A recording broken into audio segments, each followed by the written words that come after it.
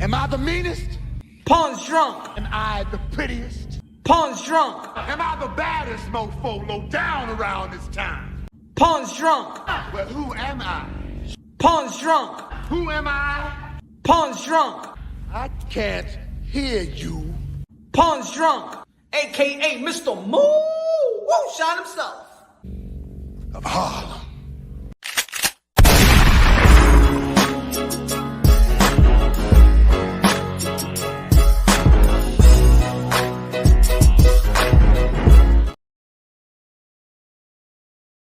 Hey, you already know this is Punch Run Boxing, aka Mr.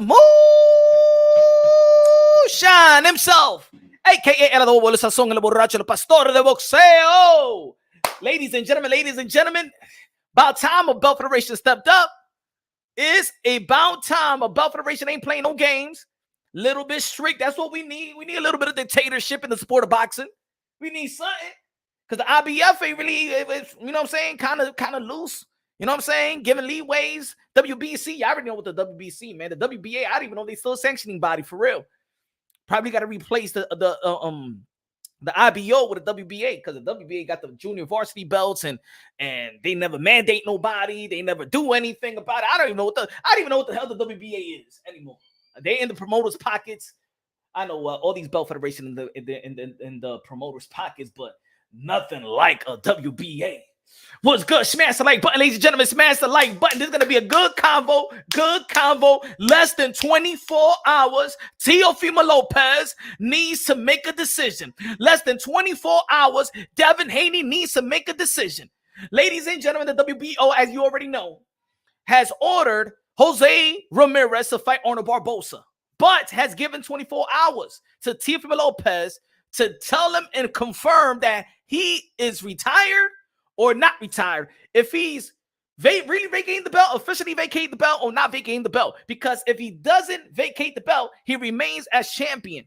But as we saw today, Devin Haney did send a request within the 24 hours, an extension, basically seeking for Teofimo Lopez. Let's see what Teofimo Lopez is going to be doing, and then give him an extension, another 24 hours for him to make a decision.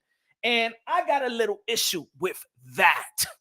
And by the way, it was denied. It was denied by the WBO. But what's good, everybody in the channel? What's good? KS in the building. What's good? JB in the building. What's good, man? JR in the building. HLD in the building. HLD, one of the members of Ponce de Roque. Oricua in the building. Danny Medina in the building. Mr. Moonshine. Ladies and gentlemen, you want to become a member of Punch Drunk Boxing? You already know, join my brothers, HLD, Danny Medina. Let's go, man. It's going to be a good combo. They both have less than 2 hours to decide, not 24 hours, by 9 p.m. Eastern time. Well, less than 24 hours. Teofimo Lopez needs to officially confirm that he has retired, vacating the belt, and things of that nature. Devin Haney got to confirm that he's going to move up in weight. And the reason, and let's just read along right quick. Smash the like button, ladies and gentlemen. Come on, let's get these views up, get these likes up. Before we share the order and the request, shout out to we already heard that the Anthony Joshua going to be facing as well. Going to be facing Dillian White. Tyson Fury going to be facing the guy from the UFC. I don't follow UFC, so I don't even know who the hell the guy is. To be honest, I know he's probably the best in the UFC in Gango and in Kaluka and Narakalisos. I don't know. I'm sorry, man. I'm just a boxing head, man. I don't know too much of the UFC. What's good, JJ? What's good? Smash like button. We're going to be who is going to be held accountable for this fight not from happening. Who's going to be held? Will the truth set you free, or the cap will set you free? Will the truth set you free, or the cap will set you free? Ladies and gentlemen, this fight has been one of the most marinated fights in the sport of boxing. I'm talking about Teofimo Lopez and Devin Haney. Devin Haney, lightweight undisputed. Teofimo Lopez, two division undisputed. Lightweight undisputed. Two-time lineal. Fight of the year 2020. Father was Trainer of the Year 2020 when we defeated Vasily Lomachenko, who was regarded pound for pound. 1, 2, 3, you can flip it around. Just defeated Josh Taylor, the morally undisputed, never lost to nobody, undefeated. If the politics don't get in the way, we'll be talking about Teofimo Lopez as being back-to-back undisputed in 2 different divisions, the only male that ever done it. But of course, the politics of the sport of boxing has taken that type of accolades away from him. But over here in Punchline Boxing, we identify the politics so we can recognize the truth. We identify the corruption. I recognize the truth. I want to recognize whatever the fuck I want to recognize. God damn it, shit. Smash the like button, ladies and gentlemen. Smash the like. Hold on. Put the little dum. Let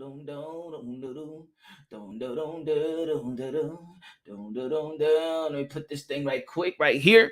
Ladies and gentlemen, if you want to donate to the channel, y'all already know what to do. Y'all want to donate to the channel, y'all already know what to do. And we're gonna read along. See, and remember when we was talking about this Canelo Alvarez and the John Ryder stuff? And remember, my fellow Canelo Alvarez fans was getting mad at me because I said that that Canelo Alvarez, it wasn't a mandatory. It wasn't called. It wasn't ordered for him to fight John Ryder. That was a pick and fight. And everybody was like, no, it was mandatory. It was mandatory. What's happening to the punch? Nah.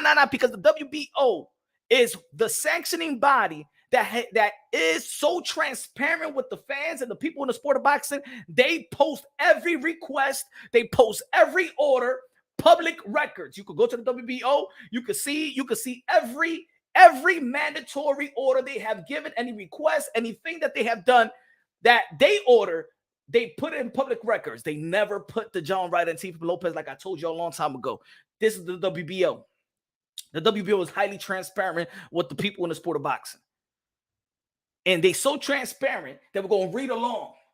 We're going to read along because somebody's going to be held accountable for Teofimo Lopez not to fight Devin Haney, vice versa. Now we understand that Teofimo Lopez has announced his retirement. He announced that he vacated the belt, but the WBO sanctioning body, the WBO and the president acknowledged that he announced it, but he wanted confirmed in writing. Are you going to retire?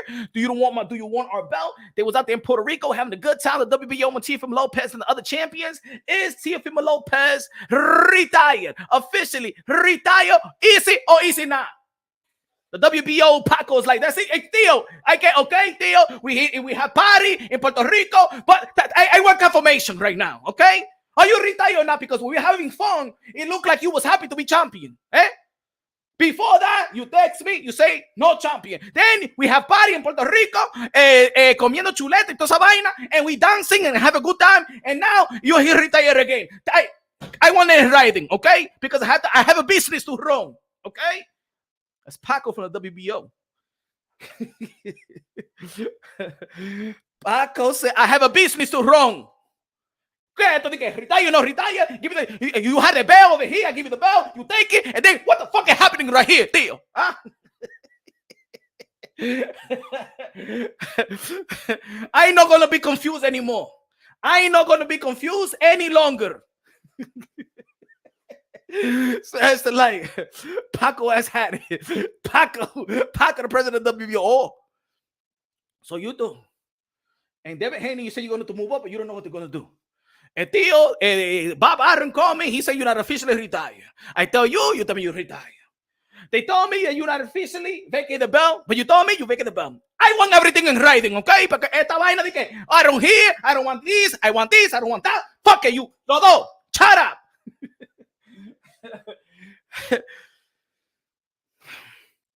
But looking at Devin Haney, who just recently got denied his request to extend the 24 hours, unless Teofimo, they want to see what Teofimo Lopez is going to be doing first. And we're going to be breaking it down. Why is Devin Haney trying to figure out what Teofimo Lopez is going to do first? I'm not saying there's something wrong with that, but I'm just saying, why is he waiting? And a matter of fact, you remember for how many months and years that I've been saying, petition. Remember, everybody? Petition. If Devin Haney truly wanted Teofimo Lopez, he would have petitioned a long time ago to the WBC. He would have been, if Devin Haney really wanted Teofimo Lopez, he would have petitioned just like, or sent a request to the Belt Federation, whether it was WBC at the time and now the WBO. So we understand right now, I want everybody to clearly understand that Devin Haney knows exactly the process of how to ask and request for what he wants. Do you understand now? Let me give you the damn proof. Hold on. Let's read along, ladies and gentlemen. I'm gonna try my best. I ain't a reader like Flo Mayweather, but you know what I'm saying? Give me just 1 segundo. Give me 1 segundo. Which one is this one? This one says, additional condition T from low. No. We gotta read it from the beginning. Okay. What was the other one that I put down? Okay. Why did it go? This was Devin Haney's request, ladies and gentlemen. Let's read along. Dear Mr. Homeower. Diablo, que nombre más feo. Anyway, I refer to your email communication dated Tuesday, July 11th in response to our resolution pertaining to the provision of concerning Team Haney and whether he will move up to the junior welterweight division to face Arnold Barbosa Jr. Team Haney is requesting that 24-hour period given be triggered after the decision is made by Teofimo Lopez regarding his WBO junior welterweight championship. Wherefore, having considered the argument provided by Team Haney, this committee is denying the request and consequently enforcing the conditions set forth by this committee in its resolution. Therefore, our ruling stands and Team Haney must confirm their decision in writing no later than today, July 12th, 2023 at 9 p.m. Ladies and gentlemen, we got less than 2 hours to go to see what the hell Teofimo Lopez is going to be doing and what Devin Haney going to be doing. Failure to comply with these conditions will result in this committee proceeding accordingly and with the understanding that Haney will stay in the lightweight division. Lastly, be advised that the WBO reserves its rights and issue to further ruling deemed necessary, helpful, and convenient to accomplish the purpose, policies, and intent of the WBO regulations of World Championship contests, including serving those interests and best serve the professional boxing and the WBO junior welterweight division. So let's go right here. Hold on. Give me 1 second. Let me take this thing out. So we know exactly when Devin Haney wants something. Ladies and gentlemen, listen to me. Whether you come to this channel, be like a yo-yo punch, you always got to be on Devin Haney and stuff like that. You always got to be like that. Devin Haney knows exactly what to do and exactly what to do. He knows the process of when he wants something, he want to fight something. He tells his team, his poppy, his lawyer, his promoter that he's working at the time, send a petition, send a request for whatever that he wants. Do you understand? I never want to hear nobody telling me, oh, well, Devin Haney wanted this and wanted that. No. Devin Haney, a licensed promoter, understand exactly how to ask for what he wants. Correct, right?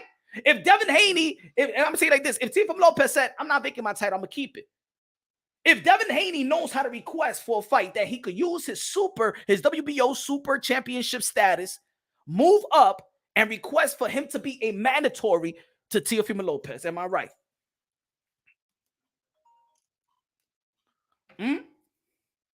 We got that. We got that right? We got that, family, right? We got that. If Devin Haney really wants Teo, if Teofimo Lopez says, I'm going to keep my belt, he knows exactly what to do, right? Also, let's read what the WBO said before the request says. The committee sets forth following the addition condition. Teofimo Lopez Jr. personally has 24 hours upon issuance of this notice to confirm in writing to the WBO Championship Committee whether he retains the WBO Junior Welterweight Championship. If the WBO Championship Committee does not receive such confirmation in writing within the term stated herein, or having 24-hour term elapse without no confirmation on behalf of Teofimo Lopez Jr., it will be understood that the WBO Junior Welterweight Championship is declared vacant. So if Teofimo Lopez doesn't reach and contact the WBO to confirm that he is still the champion, he does not want to vacate and stuff like that. You know what I'm saying? That's what they're saying. I'm gonna keep on reading.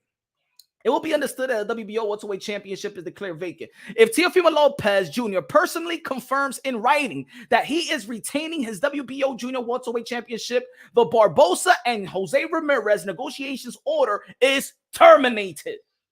Facts. Undisputed. The WBO lightweight champion, Devin Haney, personally has 24 hours upon issuance of this notice to confirm in writing to the WBO Championship Committee whether he will move up to the junior welterweight division to face Arnold Barbosa. Now, if Teofimo Lopez vacates the title for good, officially, then and Devin Haney says, I'm moving up to the 140-pound division, then it will be ordered for Arnold Barbosa and Devin Haney to be fighting for the vacant title. Right?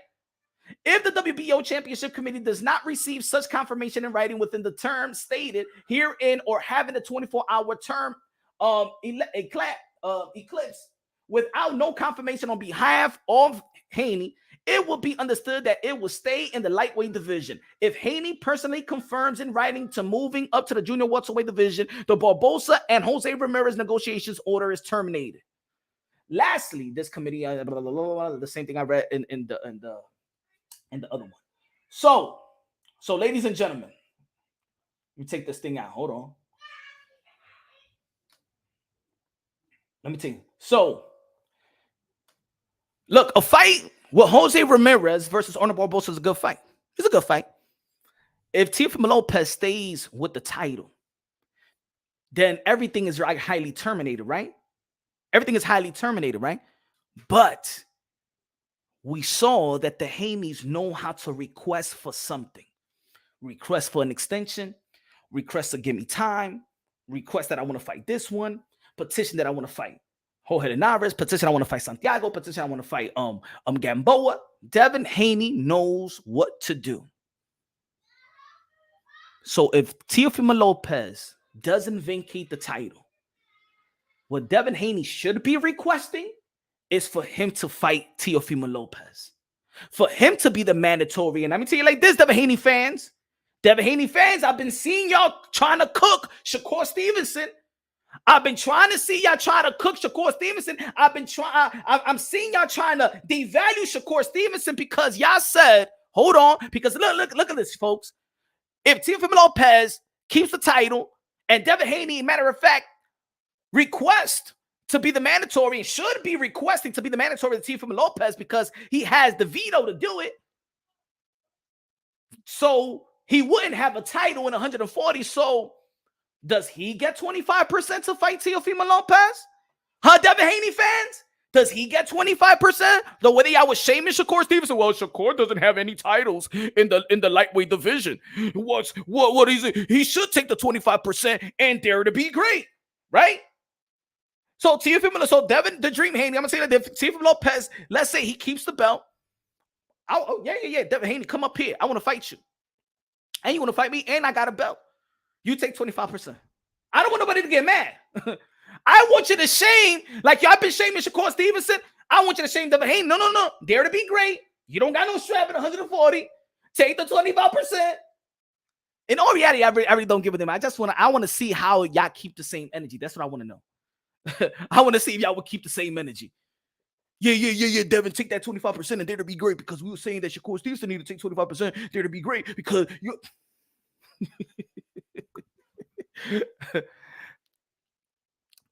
But let me tell you like this, I did a video earlier today, and I'm gonna tell you like this, why I believe that Teofimo Lopez, in my opinion, this is just my opinion.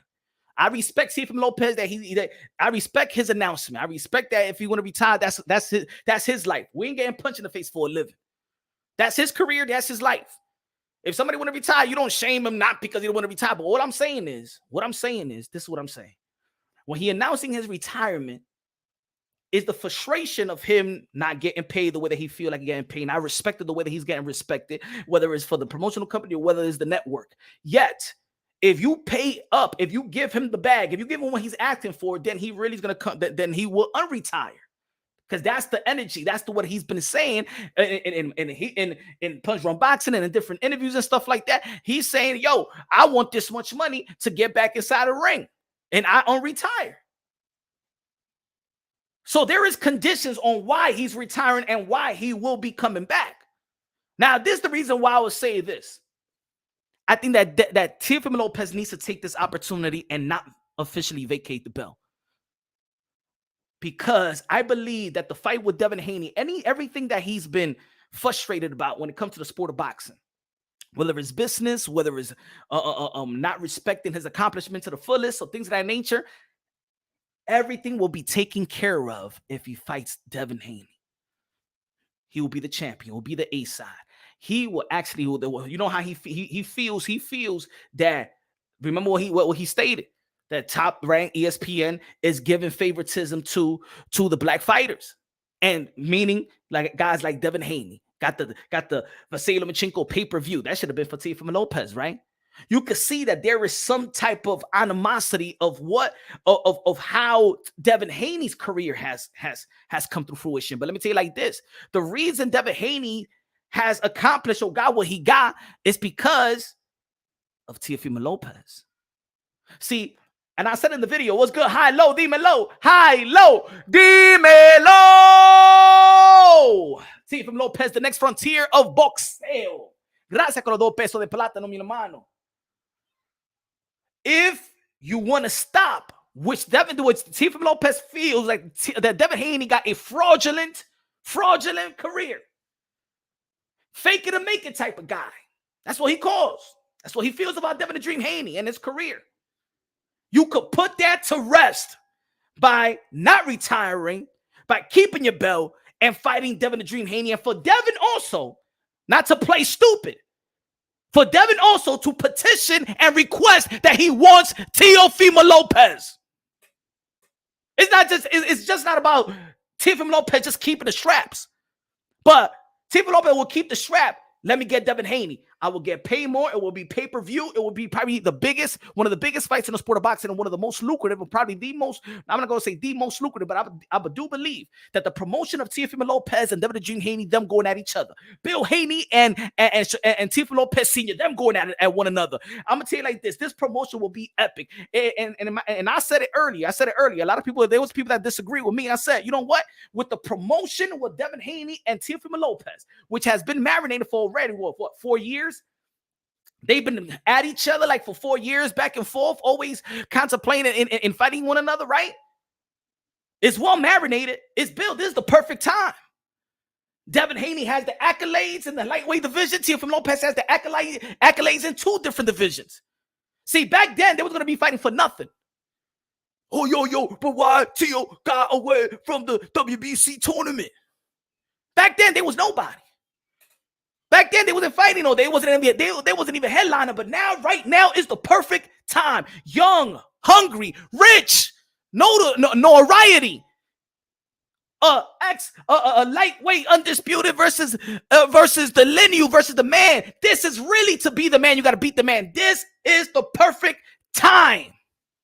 It's the perfect time. But the reason why Devin Haney was elevated as a WBC email champion. Let's be real. He ain't never won that. He never won that belt. But now we could respect Devin Haney as a champion because he beat the champion. He beat a champion. He earned the belts, right? But before, no. He was an email champ. But the reason he was elevated is because Teofimo Lopez, his decision to go to the IBF, and then there was really no tournament. If Teofimo Lopez would have stood in the WBC, regardless, of course, it's not relevant that he went to fight Lomachenko. But if he would have stayed in the WBC, Devin Haney was not going to be elevated.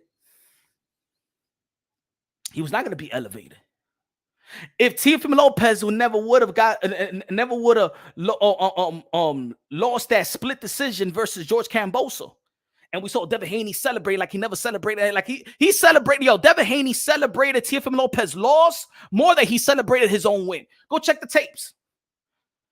Watch when Teofimo Lopez lost to George Kambosos, watch how he celebrated, and watch how Devin Haney celebrated when he first beat George Kambosos. You'll be like, damn, you was more happier seeing Teofimo Lopez lose than you winning.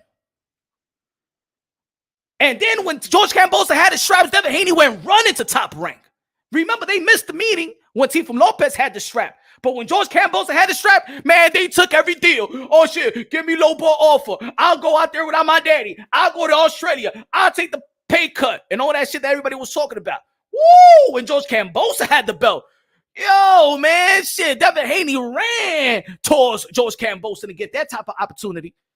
When we see from Lopez, he was like, I got more followers than you. I make more money than you. I make more money than you. I got more followers than you. Teofimo Lopez, what the fuck are you talking about? I got more belts. What you talking about? What the fuck are you talking about? More followers and shit. What the fuck are you talking about? The energy was different. The energy was different. Elvis con los 5 pesos. Punch el pastor. Ya van a ser las 24 horas. Tio gotta do what's best for him. I understand that. Everybody got to do what's best for themselves. You know what I'm saying? It is what it is. If he retires, he retires. But I'm just saying this. I'm going to break it down why I feel. Matter of fact, retire after the Devin Haney fight. How about that? High, low. If it's moonshine, it has to be great, better than frosted flakes. Gracias con los 2 pesos de salchichón, mi hermano. High, low, gracias. Smash the like button, ladies and gentlemen. Smash the like button like you smashing your shorty. And if you ain't smashing your shorty, if you ain't smashing the like button, at least you can tell the people that you would smash or something. Smash the like button. Make it, you know what I'm saying? Hit it nice, hit it good, hit it lovely. Stroke that like button. You know who it is. You know what I'm saying? Make it. Tongue kiss that like button. Give a hickey to the like button. Duke the like button. Impregnate the like button. Give the like button twins. And treat the like button good. Or the like button will take your ass to child support. The chief in the building was good. He said Barbosa would destroy Haney. I think that Haney will beat Barbosa. I think that if I'm gonna tell you like this, maybe Devin Haney is waiting for Teofimo Lopez to say, nah, I vacate the title. I'm gonna stay retired, and then Devin Haney gonna run for Barbosa. But I'm telling you like this is the reason why Devin Haney's career is built off Teofimo Lopez decision, mishaps, or crumbs that he leaves behind. Devin Haney's accomplishment everything has to do with Teofimo Lopez. Teofimo Lopez's decision has built the career of Devin the Dream Haney. Why am I saying that? I'm gonna say it again. If Teofimo Lopez never would have left the WBC, Devin Haney was never gonna be elevated as a WBC email champion. If Teofimo Lopez never would have lost to George Kambosos, then Devin Haney would have never fought George Kambosos and become an undisputed lightweight champion of the world. And moving to the 140, if Teofimo Lopez confirms that he vacates the title and confirms that he's retired, then Devin Haney will run to fight Barbosa, which is an easier task than a Regis Prograis. It's an easier task than it will Josh said when he had the belt. It's an easier task than a Matias. It's an easier task than a Shakur. Devin Haney will run to Barbosa and become a 2-division world champion, all solely because of Teofimo Lopez decisions and making it happen, giving Devin Haney a lane. He's basically giving Devin Haney a lane to accomplish what he has accomplished. He's riding on the coattails of Teofimo Lopez. Think about this. You have given him a lucrative career fighting George Kambosos. Because if Teofimo Lopez would have never lost a decision to George Kambosos, then we would still be talking Devin Haney as an email champ. Teofimo Lopez need to put this to rest. If he feels like, you know what, Devin Haney is fraudulent, career is fraudulent, he's a fake it to make it type of career, type of person and stuff like that, put it to rest now. Put it to rest now.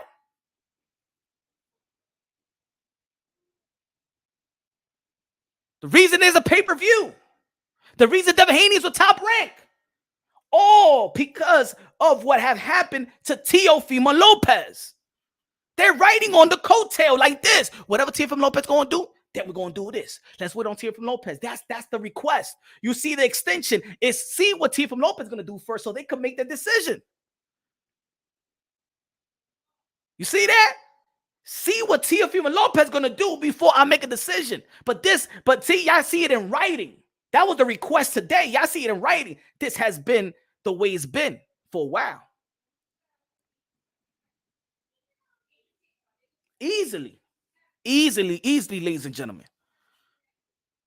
Teofimo Lopez fights Devin Haney will be pay-per-view. Will be the most money he ever got paid. Good for the sport. Will be the A side. Madison Square Garden, Heisman night. The big room. Everything that has been frustrated, it will be handed. And with a win versus Devin Haney this time and right now at the moment, because Teofimo Lopez could fight Gervonta Tank Davis.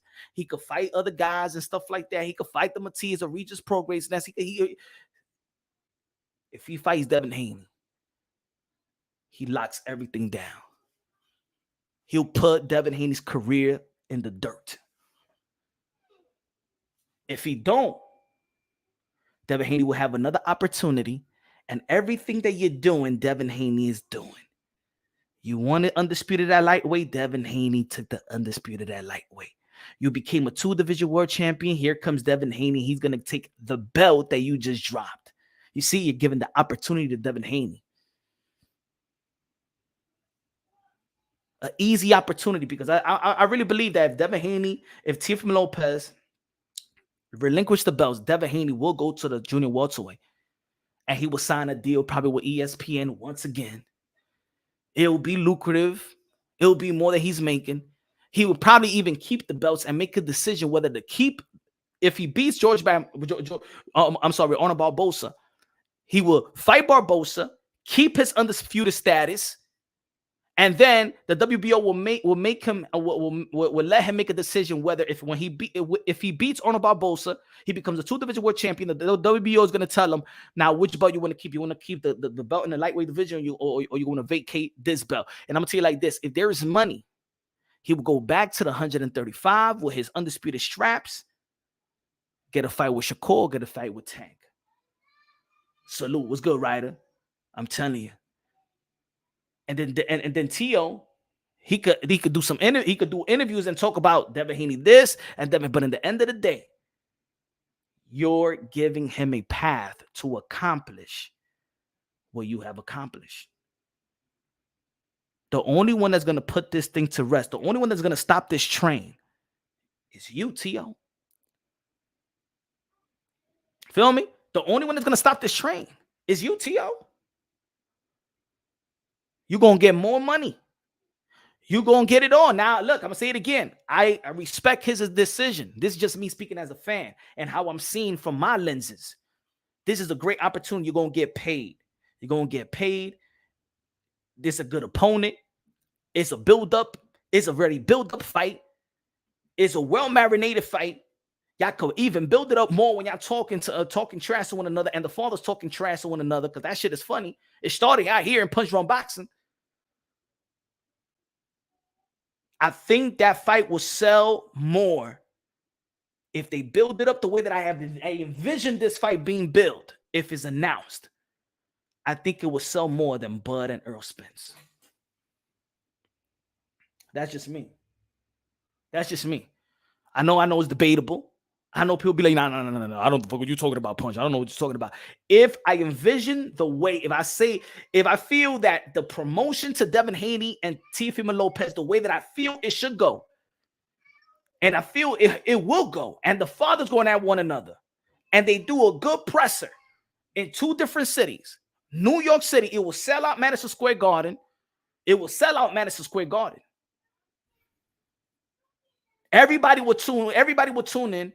I think it will do just as much, even a little more, than Crawford and Spence. Why I say that? Teofimo Lopez fight on free TV. People see Teofimo Lopez. The good thing about Teofimo Lopez is his best wins was on free TV. That's why the fight with Lomachenko is still the most viewed fight in boxing. Still the most viewed fight in 4.3 million on ESPN. His best win, beautiful win versus Josh Taylor. People got to see that performance. People got to see the body of work. See, with the other guys, they see reels. They're not paying for the pay-per-view. Sometimes they don't know these guys. When's the last time you've seen a crop of people looked at what Earl Spence has done? His body of work. He's been doing pay-per-view ever since Mikey Garcia. But Crawford been doing pay-per-view ever since, I don't even know, right? These guys barely fight on free TV. A lot of they don't even promote themselves. Teofimo Lopez promotes himself. Devin Haney, Bill Haney promote themselves. Teofimo Lopez Sr. promotes it. They loud. They loud is a great storyline. They got a storyline. They got a backtrack. They got sparring. They got everything. This is a big fight and a lucrative one. If money was the problem, money won't be no problem for Teofimo Lopez on this fight.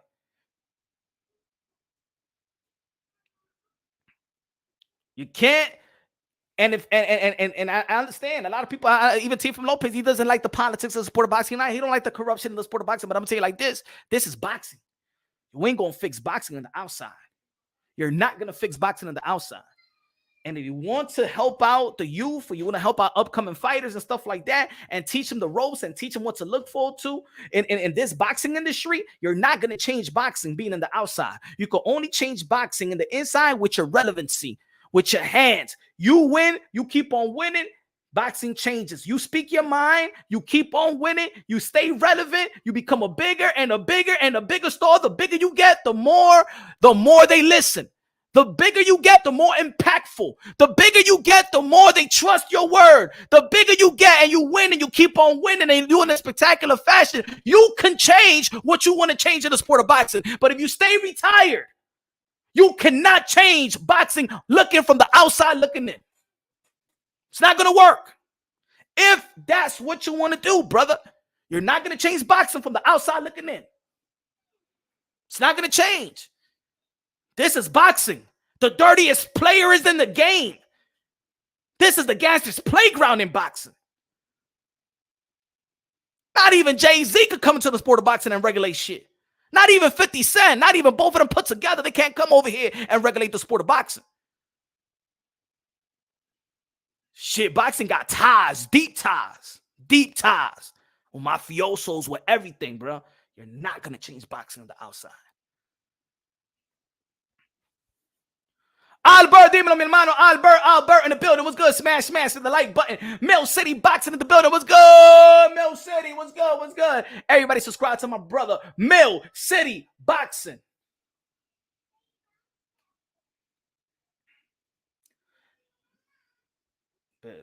Charles, dímelo, mi hermano. Charles. Albert, let me see what the post saying.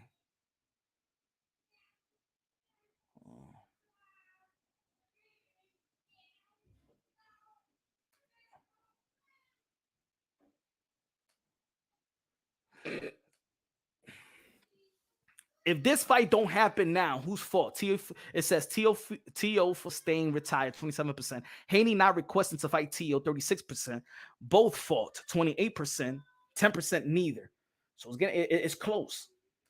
People a little bit confused as well.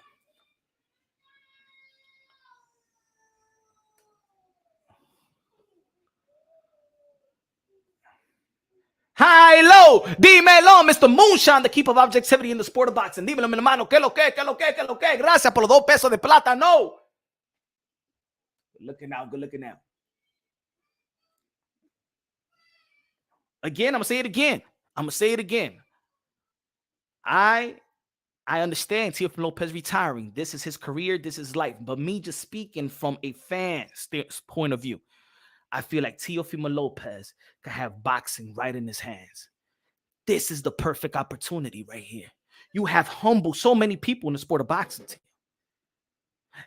He humbled the majority of the boxing world. It went from he shouldn't fight, he's mentally unstable, to now, this is Teofimo Lopez, he's special, this is who he is, this is the man, he's the leader, he's the risk taker. Everything that I've been saying, post or pre Josh Taylor, post and pre Lomachenko, right now, Teofimo Lopez got it right now. And all he has to do, look, let's say this is boxing. He's like this right now. It's either Teofimo Lopez goes like this, Let it slip away, or Teofimo Lopez go like this. And then spit it out. That's what you need to do. That's what you need to do, my brother. Let me do it again. This is what Teofimo Lopez needs to do. This is Teofimo Lopez. He got boxing right here. Right here.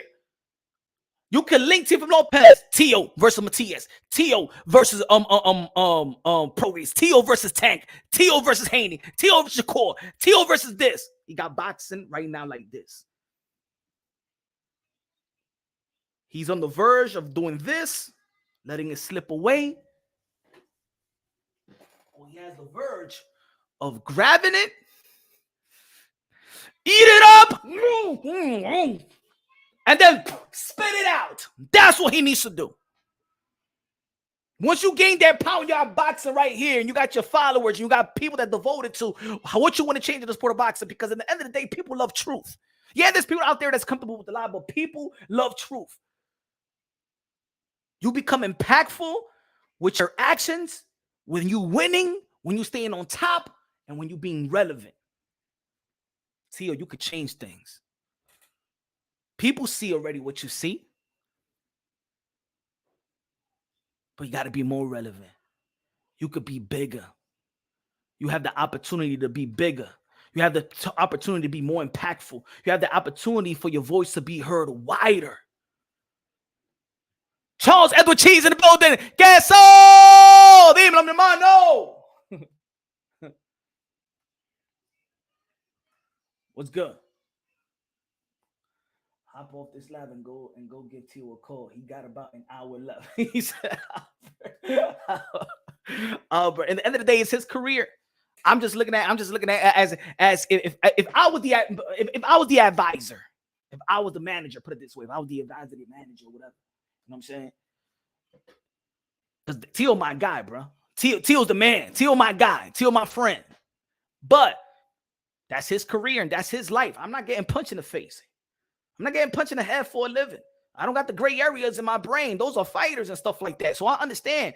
You know, if they want to retire, they want to retire for the better of themselves. They feel like this is it. Because at the end of the day, you know what's the problem with us fans? You know what I'm saying?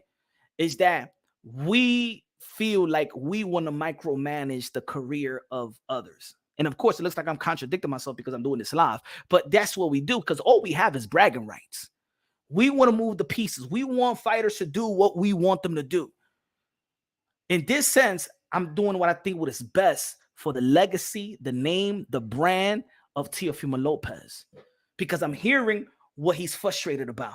I'm hearing that he doesn't get the ultimate respect. I hear the haters. I hear the toxic. I hear it.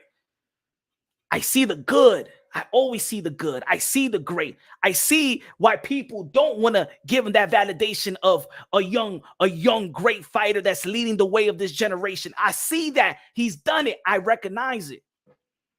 I recognize it. I feel like this is the best opportunity for Teofimo Lopez. And I feel it's the best opportunity also for Devin the Dream Haney. This is the perfect opportunity. My opinion, I understand. Teofimo, I feel the retirement or the vacant of the belt, for me, in my opinion, the timing, it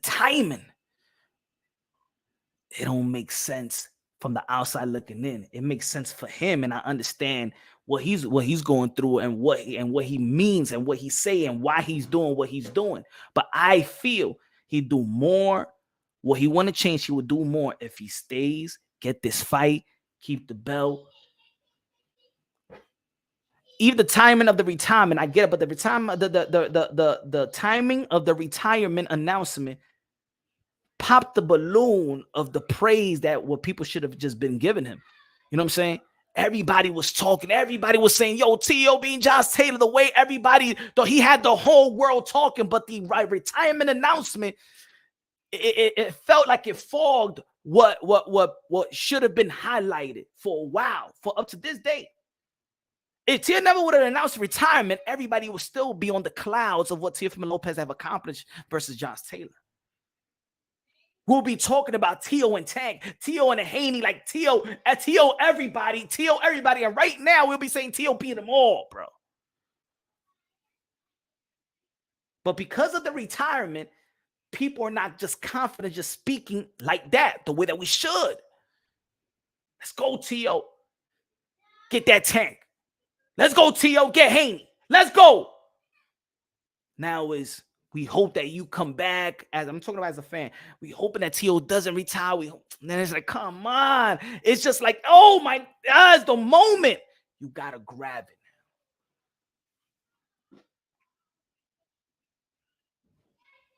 There's certain things I hear fighters, and I hear them all.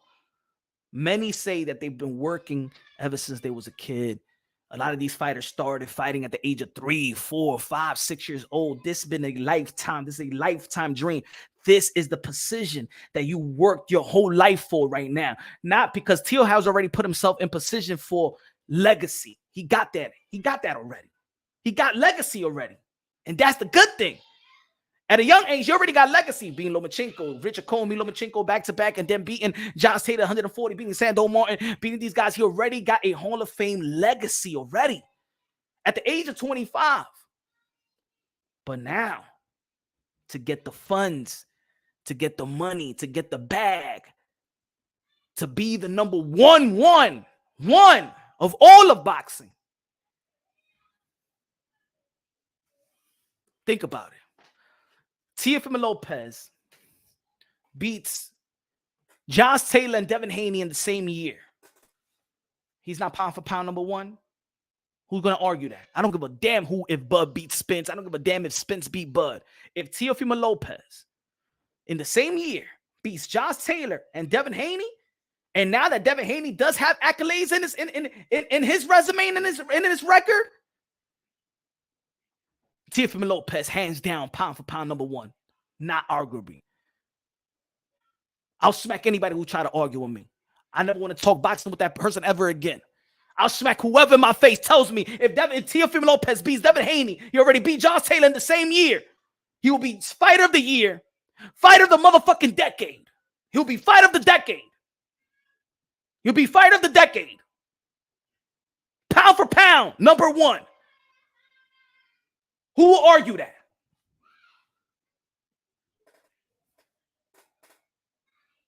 Who will argue that?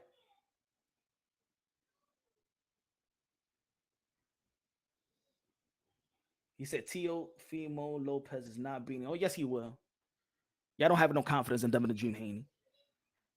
The only people that have confidence in Devin the Dream Haney is just because it's a narrative. It's a narrative of this community. Y'all already seen.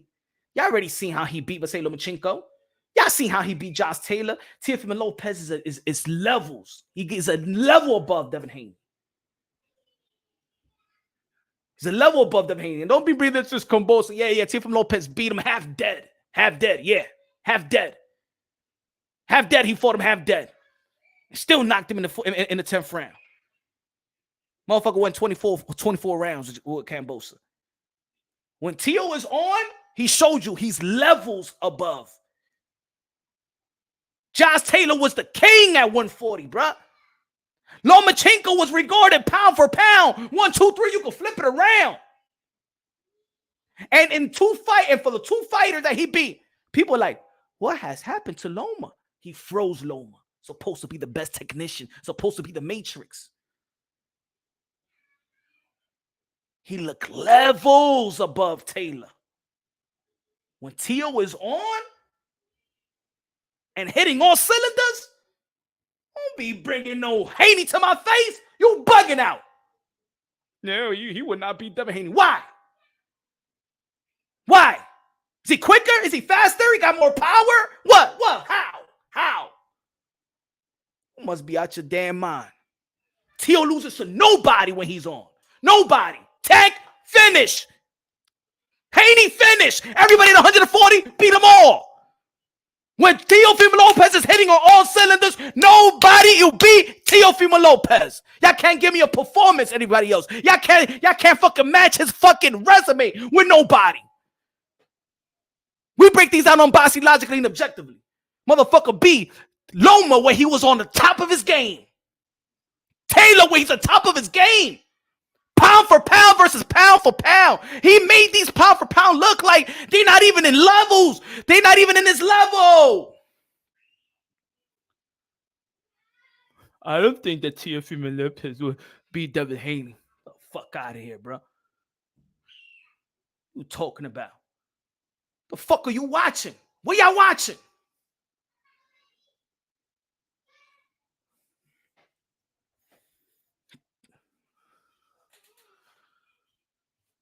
What he did to Taylor, what he did to Loma. No dispute. No dispute. Y'all still, y'all so funny. Look like jabbing to death. This man said he beat Georgie. What he did to fucking Loma. What he did to Josh Taylor. What the fuck is you talking about? You bringing George? It's inevitable. That's garbage. That's already finished. You won't even bet money on George Cambosa, my brother. You won't bet money after seeing Teofimo Lopez like this. You won't bet money. You won't bet money on that. If somebody had a gun in you right now, hey, yo, my man, pick right now. They're going to be fighting again. George Cambosa, Teofimo Lopez. Pick him or you're finished or you're done. You're going to die. You're going to be like, I got Tio. Tio's going to beat him. How much you want to bet? If a mother effer had a gun in your head and they got a rematch with Teofimo Lopez and George Cambosa, you jabbing to death. Jab, you stupid. How about they got a gun in your head and be like, yo, pick who think going to win the rematch? If you pick George Cambosa and he loses, you die. You die. Motherfucker, you will say Tio right before he says bet. Tio. You start speaking Spanish, motherfucker. Yo quiero coger Tio porque yo no me quiero morir. Yo tengo a Tio que le va a ganar a George Cambosa. Yo because. Come on, man. We see frauds around here. Stop playing around.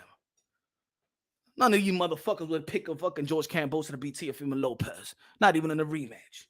You must be crazy. Hey, yo, I'm gonna tell you like this, man. The worst thing is for people to lie to themselves. Nah, man, I got energy. I'm the best energy. I'm the best energetic guy in the YTBC. Nobody get me, man. You crazy?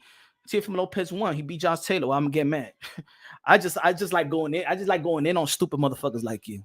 It entertains me. It entertains the crowd. Stupid. Look out here, got a man. I got a man when he's shut the fuck up. You here watching me, stupid? I got you mad. That's why I got you typing. No, he not. Devin is going to be Tio. How, Sway? How, Sway? How?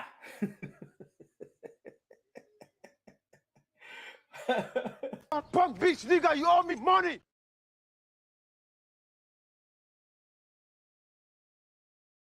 Out of here, you crazy? You must be crazy. About end of discussion. Debate is over. You will write a formal apology.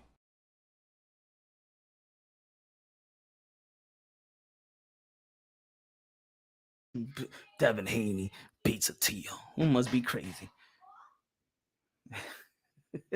Santos de Acaca TV. Ese vino de Acaca TV, ese tigre de Acaca TV. Get the fuck out of here, man. Like Canelo Alvarez told Dimitri Andre.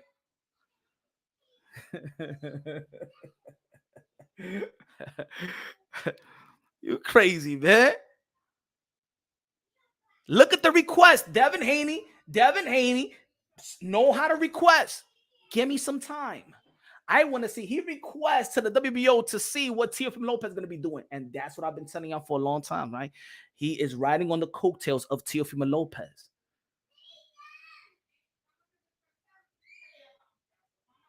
Why doesn't he request to the WBO that I'm going to move up and I want to fight Teofimo Lopez? Why that's not the request?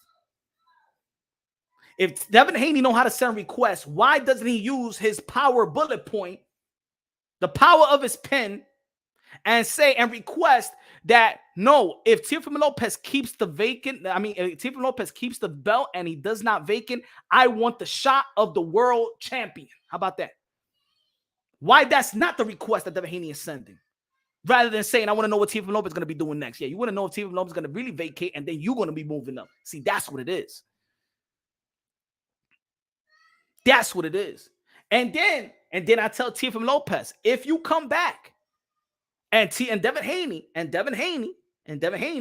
has the title and he beats Barbosa and he's a world champion and you come back, then you're gonna be the B side.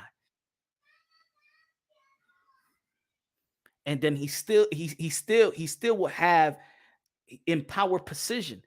Don't let that happen, Tio.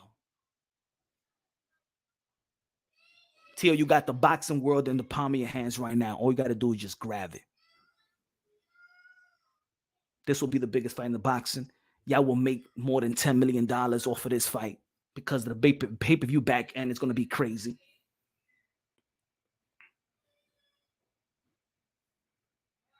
But let's see. How many? We got 1 more hour. Let me see if the WBO have stated anything yet. Let me see. Let's see.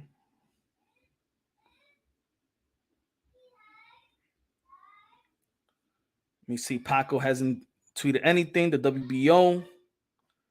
Let me see. The WBO hasn't stated anything yet. I love that the WBO's putting pressure on team. Let's see.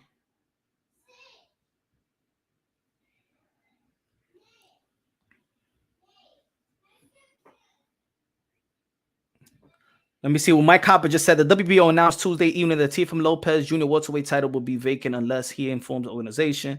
Ramirez and Barbosa share promoters, Top Rank, and manager Rick. Devin Haney also has 24 hours from the WBO plans. If he wishes to move up to 140, he will be in line to fight Barbosa. I have spoken to Ramirez and Barbosa. They both respect each other and have agreed to fight should Lopez stay retired and Haney passes. I look forward to working with Top Rank and optimistic to get both fighters what they want and make one hell of a fight for ESPN. I know the manager of Jose Ramirez and Barbosa is happy. Let me see if Teofimo Lopez wrote anything. Nobody's saying. Let me see. Teo hasn't typed anything. Devin Haney hasn't typed anything. Let me see. Devin Haney. Everybody's staying put. Everybody's staying shut. Let's see. Teo Haney is great. Yeah, it's a hell of a great fight. Smash the like button, ladies and gentlemen. Smash the like. Devin Haney, I think, and I think if Devin Haney going to be moving up to the 140, why not fight the guy? Because in all reality, Teofimo Lopez is the smaller junior welterweight. You know what I'm saying? He's the smaller guy, so he'll be fighting not a big junior welterweight. He'll be fighting a small junior welterweight. He should still be confident. He should still want that fight. You know what I'm saying? But I want to see Devin Haney request. But first, we got to see Teofimo Lopez. He still has the belt, right? He still haven't officially vacated, as the WBO have stated. He has not officially vacated the belt. They're waiting for that. He said, "Punch Corteo right now." Nah, man. You know what I'm saying? He doing it.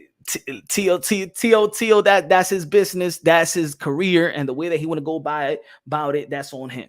You know what I'm saying? All I'm saying is that I could see Teofimo Lopez enhancing this fight, the lead up to the fight, the promo to the fight, and eventually beating Devin the Dream Haney. And where he will be in boxing, I think everything that he's been frustrated about in terms of boxing, if he with this, he will actually, I believe, will get the type of contract, the type of money that he's earned. He will be the A side. He will be the champion. He will get paid more. It will be on his terms, probably more on his terms, because Devin Haney is not a champion at 140. Like I was saying about Shakur Stevenson not being a champion at lightweight, right? So we already know. So Devin Haney knows the drill.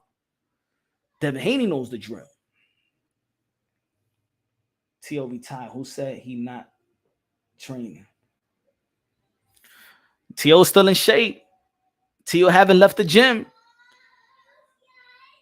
And that's what I'm saying. If he is preparing to come back, because if he stays retired and let Devin Haney get the belt, and then let's say he comes back Teofimo Lopez in boxing, accomplished-wise, is big. But in terms of he's not Floyd. He's not with the Canelo Alvarez. I'm talking about in bringing that type of money in. He's not Oscar de la Hoya yet. He's none of them, but he could be that. He's very close in being that next guy. But it has to take fights like the Lomas and the Josh Taylor, and especially the Devin Haney, in which now he's fighting a guy in America that people recognize as much. It's easier to see. They didn't even promote Josh Taylor. And that's the F. That's why I know the frustration is me watching how Top Rank just did a horrible job in promoting Josh Taylor and Teofimo Lopez.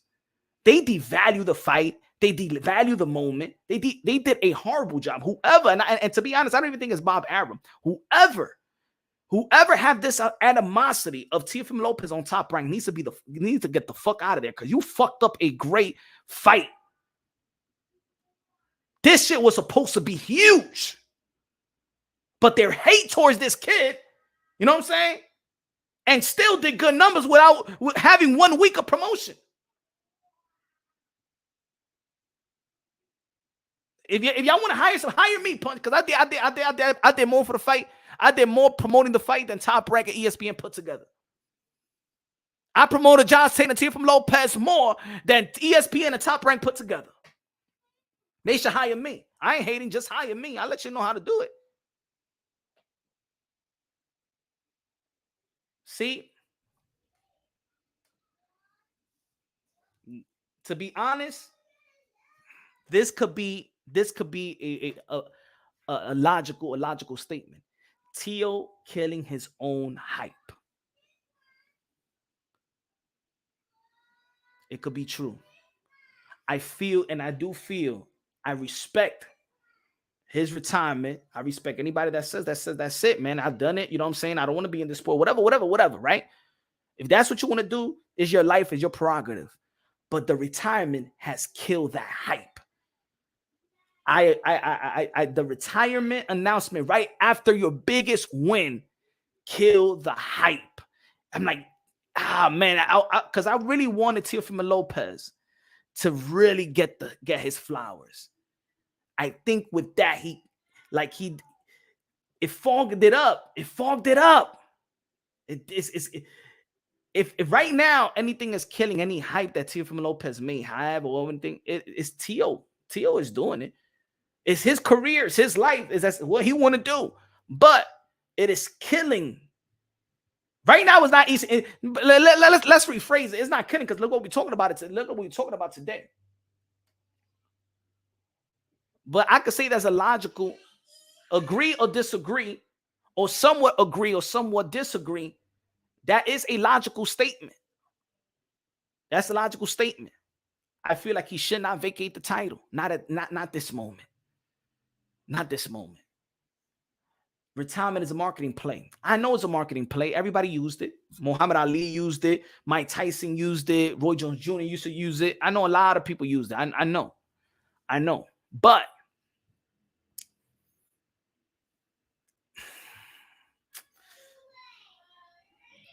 I just think that people use it leading up to a fight, though. People don't announce the retirement. People use it leading up to a fight. Like, after this fight, I'm going to retire, right? So then people could be like, all right, let me buy the fight because this might be the last time I see Teofimo Lopez. So they use the retirement leading up to a fight, not necessarily winning and then try to vacate it and say that I retire, I'm not want to be in boxing and stuff like that, because now it kills the momentum of the fight fans talking about a potential fight with Teofimo Lopez with this, and that. And think about it. If you want the endorsement and you want the sponsors and you want that type of money, think about it. If I'm a company, like I said this once before, if I'm a company, right? I'm Gatorade, whatever. I'm Pepsi, Gatorade, whatever you want to call it, any 500 Fortune company, right? And I see the fight with Teofimo Lopez. And let's say I'm the CEO again. I'm the CEO of Pepsi, whatever, Coca-Cola, whatever. and I see Teofimo Lopez, and I said, "Damn, I want to sponsor this guy." And I'm talking to my to my colleagues or business partners. Let's get this guy to promote or brand. And then Teofimo Lopez says, "I'm retired." Oh man, that could have been a good one for us. Well, he retired, so let's look for the other fighter. I think that's, if you think like a businessman, I think you know what I'm saying? Why would they be knocking on your door if you're telling the whole world that you're not going to do it anymore? So why would I sponsor you? Why would I? And I feel like the timing, not necessarily him retiring, but the timing of announcement that you're retiring, because give it time and let everything come to the table. Let all the opportunities create a mountain of opportunity in your desk, and then wait 2 weeks, go to vacation for a while and stuff like that. Come right back and see the opportunity. See the people that the investors. See who's willing to buy out your contract. See who's willing to who they want for you to promote. Who want to sponsor you? Who want to endorse you? See it. But now, see, there's one thing when you're a juggernaut. When you a juggernaut, when you can't, it's one thing of not controlling. You don't want people to be controlled. I don't want Teofimo Lopez to be controlled. Yeah, you got to show something that is reliable, though. You know what I'm saying? I'm not gonna control this guy, but he's reliable. He's you know what I'm saying?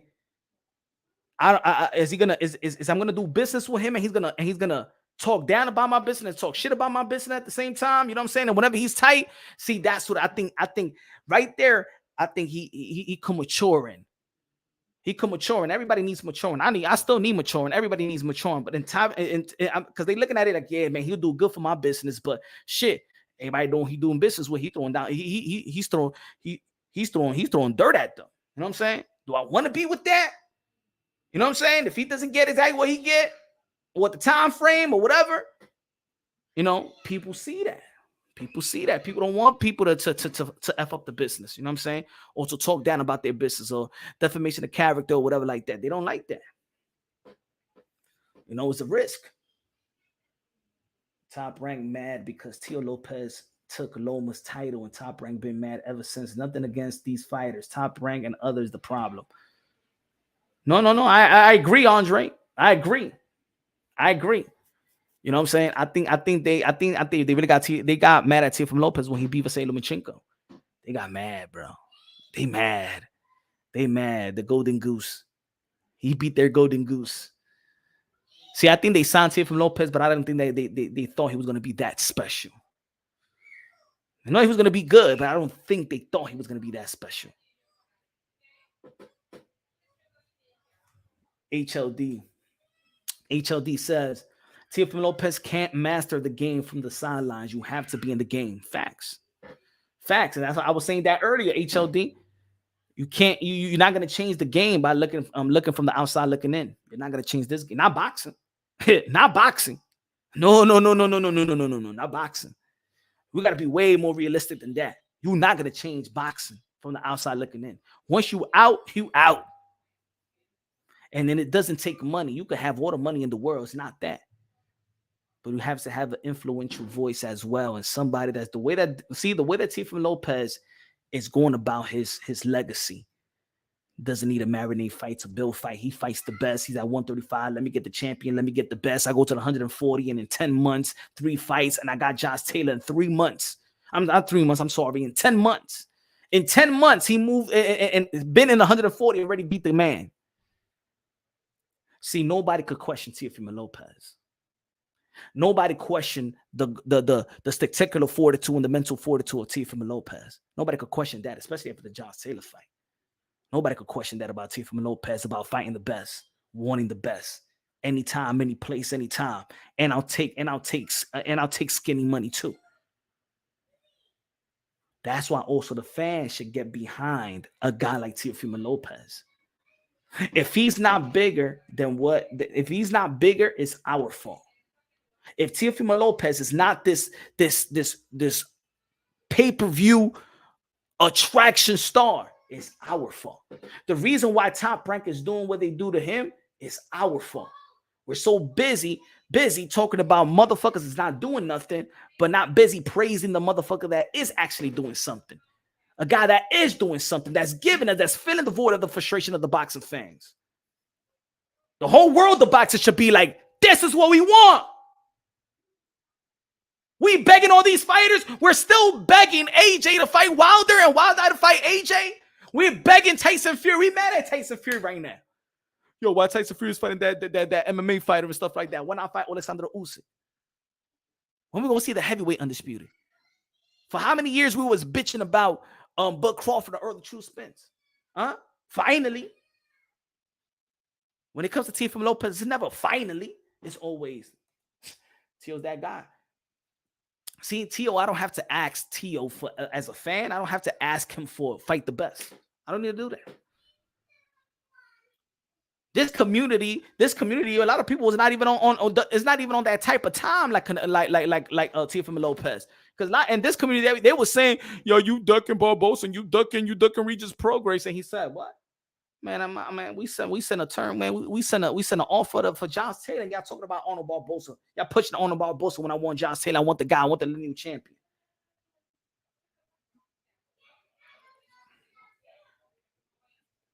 Boxing King. He said Haney showed his true colors. I've been saying that. I mean, he's been riding on the coattail of Teofimo Lopez. Devin Haney wants to see what Teofimo Lopez is going to be doing first, because if Teofimo Lopez keeps the belt, he stays at 135. Devin Haney will suffer. He would drain himself to near death to get away from Teofimo Lopez. And I also been saying, man, petition, request. Devin Haney knows how to request for something. He knows how to request for something. You remember when the WBC president Mauricio Sulaimán said this? Hold on.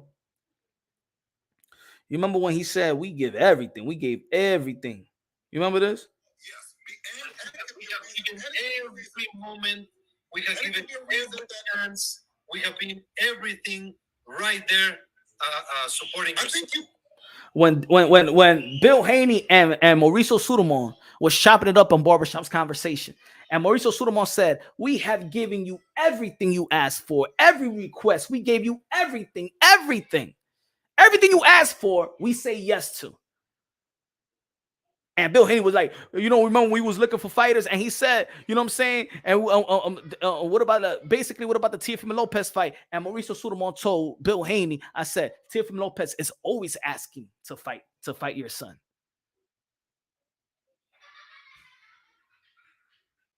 See, I'm gonna say like this: Mauricio Sulaimán made Bill look so bad that time. That motherfucker be like, yo, can you? I ain't even gonna say what was the request. Mauricio Sulaimán was drinking Jack and Coke. He was letting Bill Haney know. No. Teofimo Lopez always want to fight your son. He always asks to fight your son. The question is, do you go to the Belt Federation requesting a petition to fight Teofimo Lopez? This is the chance right here. There's the chance right here. But Teofimo Lopez can't vacate the title, because you're going to create another lane for Devin Haney to earn what you have earned. He's always going to see what you're going to do.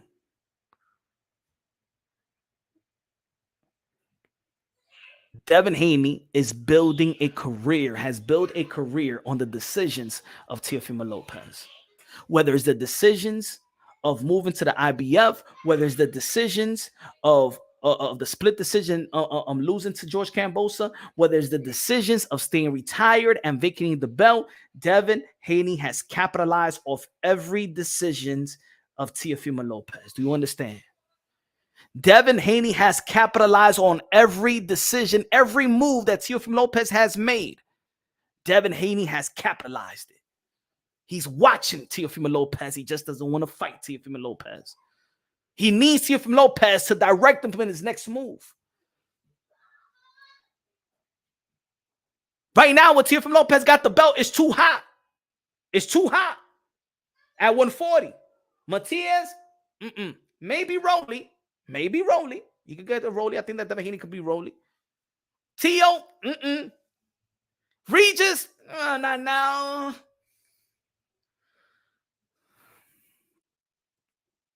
Shakur hype is dying now. Nah, the hype is not dying out. Not yet. Not yet. After tonight, we got what? 40 minutes left. Let's see. Nobody said nothing yet. Hold on. Let me see.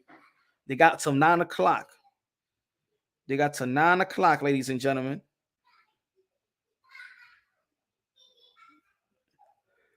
They got till 9 o'clock. Let me see.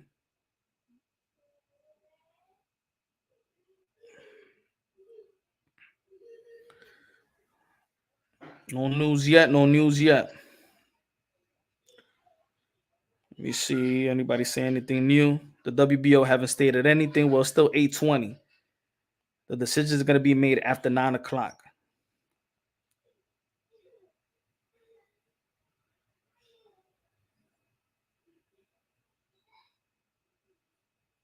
Great fighters, after they've won a couple of big fights, saying they're retired, they don't retire.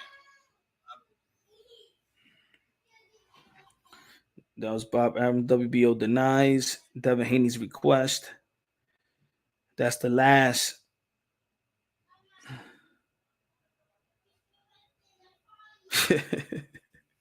Hey, yo, what do y'all think about 2023? Gervonta Tank Davis deserved 2023 SP nomination in the best boxer category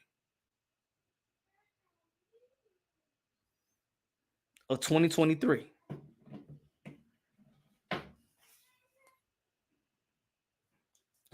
SP. See, this is ESPN too, bro. This is ESPN. This is why Teo says what he says. Now, I think the fight was a big fight, was needed for boxing, but SP nomination, Gervonta Tank Davis, best boxer category for 2023. You got Devin Haney controversial. Let me see. Let's run down by the name. You got Naoya Inoue. But that was last year he became undisputed. But are they doing the nomination for 2022? If they're doing it for 2022, Gervonta Tank Davis beat Hector Luis Garcia and Ryan Garcia this year. I think it's based off 2022. But if it's based on 2022, you're going off Gervonta Tank Davis beating Rolly. The fight of the year 2022. How about Tyson Fury? Bam Rodriguez could be there. Naoya Inoue. I think Naoya Inoue. Alexander Usyk beating AJ. Gervonta Tank Davis. Best fighter, the Gervonta Tank Davis. I even think you should probably even give it to maybe Amanda Serrano or Clarissa Shields. Probably gonna have to give it to a girl, something like that. But Gervonta Tank Davis is fighter of the year, best fighter category for me. And I'm a fan of Gervonta Tank Davis, but JC Ghost says, hold on. I think Teo stays retired after seeing some of his interviews and even after seeing him on One a Punch recent live here on YouTube. He seems to be extremely serious about being retired for now, at least. No, he's serious about it. He said Teofimo Lopez is serious about retirement, but why he's serious about his retirement, he also shared with us what's going to bring him back out of retirement, and if it's money, if it's a deal, if it's something lucrative, you know what I'm saying, that brings him back in boxing, then this is the most lucrative fight. He also stated that it's not about just the fight, it's about the package, right? I say believe in the process. Trust in God.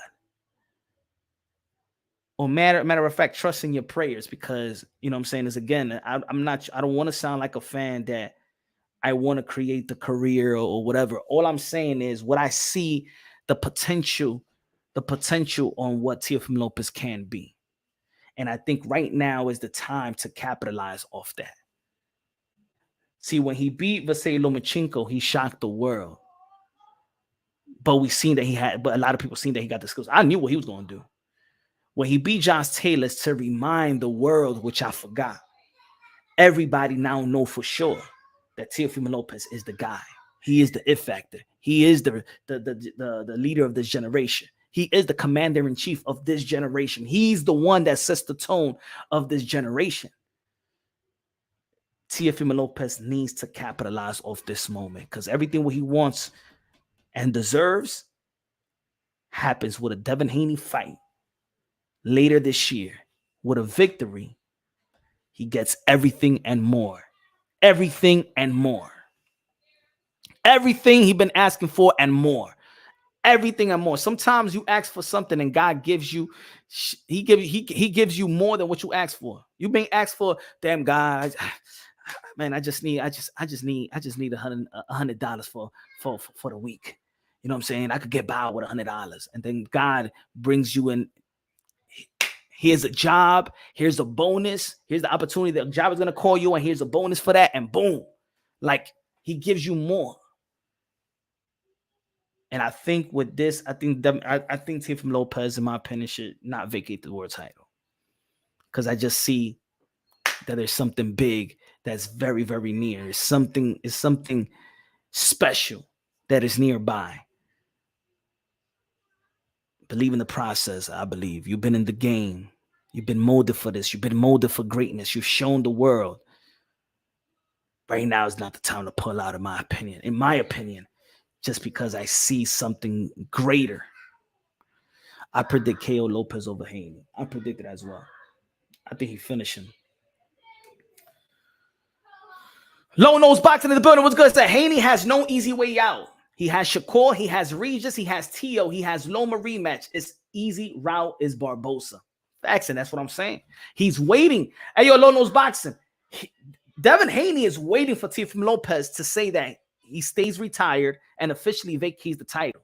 He's going to move to the Arnold Barbosa fight, and he will sign with Top Rank. He will re-sign with Top Rank, get the Arnold Barbosa fight. He will re-sign with Top Rank and get the Arnold Barbosa fight, bro. And then I believe he beats Arnold Barbosa and becomes a 2-division world champion. Undisputed 130, 35. All that created by the decisions of Teofimo Lopez. If Teofimo Lopez doesn't decide that and stays with the belt, Devin Haney, he's going to have to suffer. Because I'm going to tell you like this, I don't think Devin Haney wants to. Devin Haney does not want to fight Shakur Stevenson. Not while he's having trouble has trouble making weight the healthy way. He don't want to fight Shakur Stevenson drained. Nah, Devin Haney is not that stupid. Devin Haney is not stupid. He would not fight Shakur Stevenson. Forget that. It's not going to happen at 135. He would not fight Shakur Stevenson. He would not fight Shakur Stevenson. Now, maybe he will fight Tank like that because he feels like that's going to bring a whole lot of money for him. But he will not fight Shakur Stevenson depleted like that. But he needs the belts to capitalize off his negotiation tactics and how he's going to get money and stuff like that.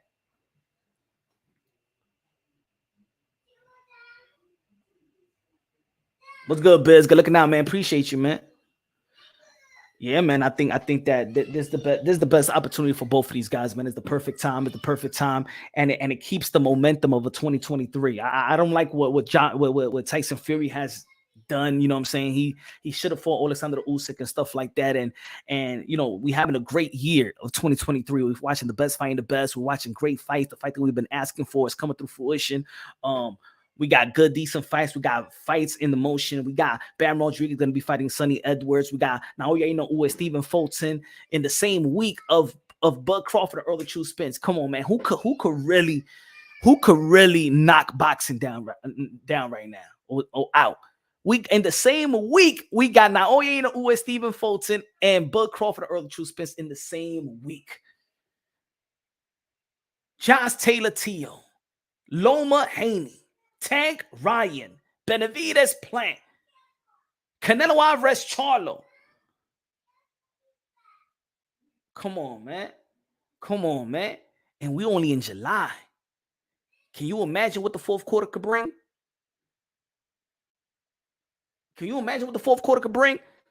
Can you imagine we could get Teofimo Lopez versus Devin the Dream Haney in Madison Square Garden? Heisman night, Madison Square Garden. Teofimo Lopez, Devin Haney, sold out. And the build up to that fight, Bill Haney and Teofimo Lopez Sr. I'm telling you right now, man, that fight, I think it will eclipse the numbers of Bud Crawford and Earl Spence. I think so, bro. I think it'll be so huge. I think the momentum, I think the promo is going to be box office, bro. They're going to have to need security because once they really signed, they're going to need some separation. The funny thing is called them on the other. What up, Rap Star Boxing Knowledge, the voice of the UK, London. What up, Rap Star Boxing Knowledge? What's good, bro? Matter of fact, man, for the members, let's send the link for the members. Let me see what you got to say. If you want to become a member of Punch Run Boxing, you already know where to go, man. I'm going to send the link to the members, send the links to the members. If the members don't show up, then we bring it to the den.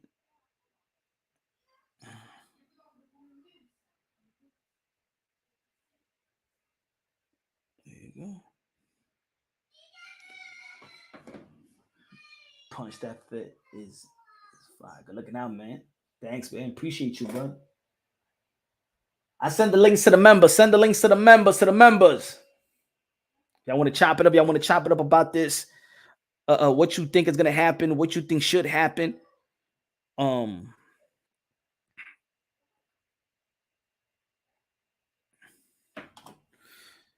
I was supposed to chop it up with Maxie Hugh. I don't think he hit me back up. Maxie Hugh, man. I wanted to have Maxie Hugh in. Lead up to the fight with him at George Caraboso. We can chop it up on that one as well. Let me see. Let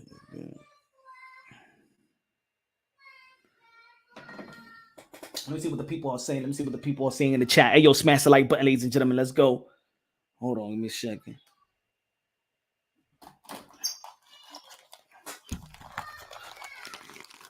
Rap Star Boxing Knowledge, the voice of the UK, London, bruv.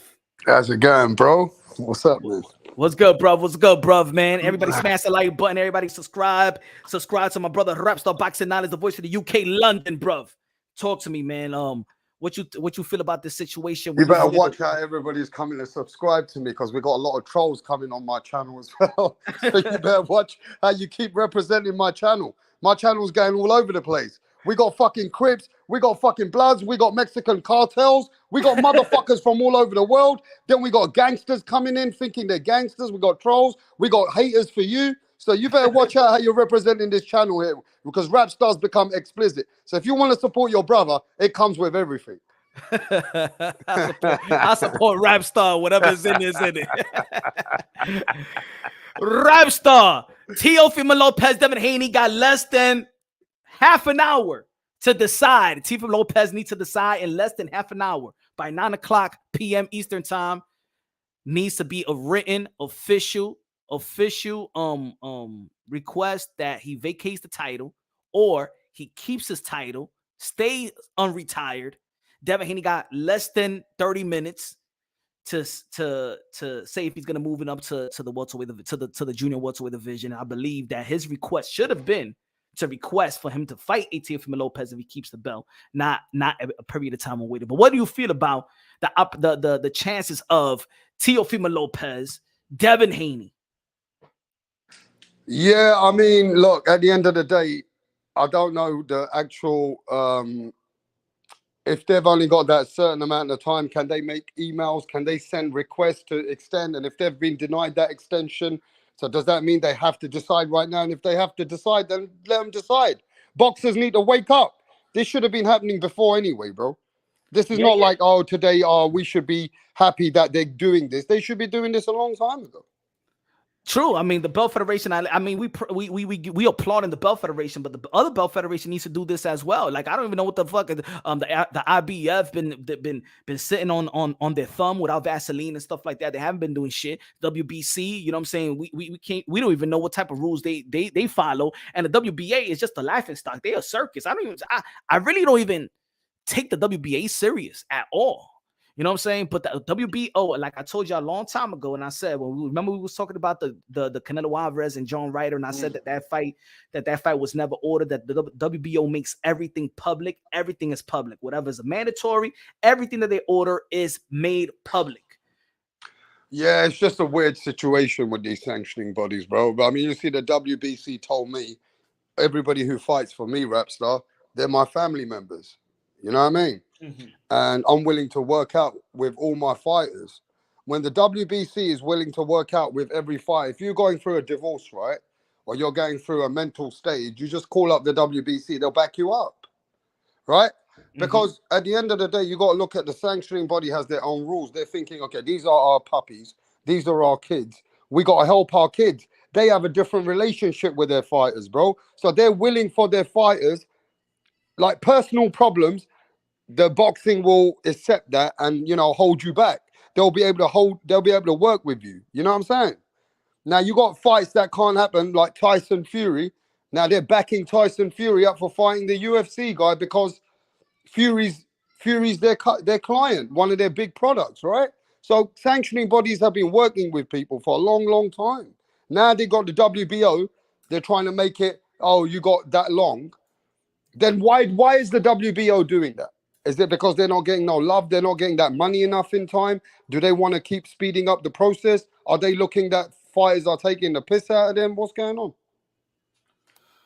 I don't even know. And I'm gonna tell you like this, man. The way that I saw Jamal Charlo in that live yesterday, I think the WBC need to reconsider what they said, because even the gentleman that was next to Jamal Charlo was saying, and we still got the belts and we don't need a fight and we still gonna have the belt, like almost mocking their situation. I think that was a bad look for Jamal Charlo. I was giving a lot of credit to Jamal Charlo, what he has to endure, what he has to go through getting his kids and stuff like that. And then he started saying that he cheated on the baby mamas. No wonder the chick is crazy now. Like, you gave it all up, man. Why these athletes act so emotional and want to run to IG Live and just because he had it, like, you know what I'm saying? He had it good, but now it's like, oh man. Matter of fact, but anyway, Rapstar, this was the WBO. They denied Devin Haney his request for the exception. Let me read it for the people that just came in. It said, I refer to your email communications dated Tuesday, July 11th, 2023, in response to our resolution pertaining to the provision concerning Team Haney and whether he will move up to the junior welterweight division to face Arnold Barbosa Jr. Team Haney is requesting that the 24-hour period given be triggered after the decision is made by Teofimo Lopez regarding his WBO junior welterweight championship. So he's waiting on Teofimo Lopez's decision. Wherefore, having considered the argument provided by Team Haney, the committee is denying the request and consequently enforcing the conditions set forth by this committee in its resolution. Therefore, our ruling stands, and Team Haney must confirm that their decisions in writing no later than today, July 12th, 2023, at 9 p.m. Eastern Time. Failure to comply with these conditions will result in this committee proceeding accordingly, and with the understanding that Haney will stay in the lightweight division.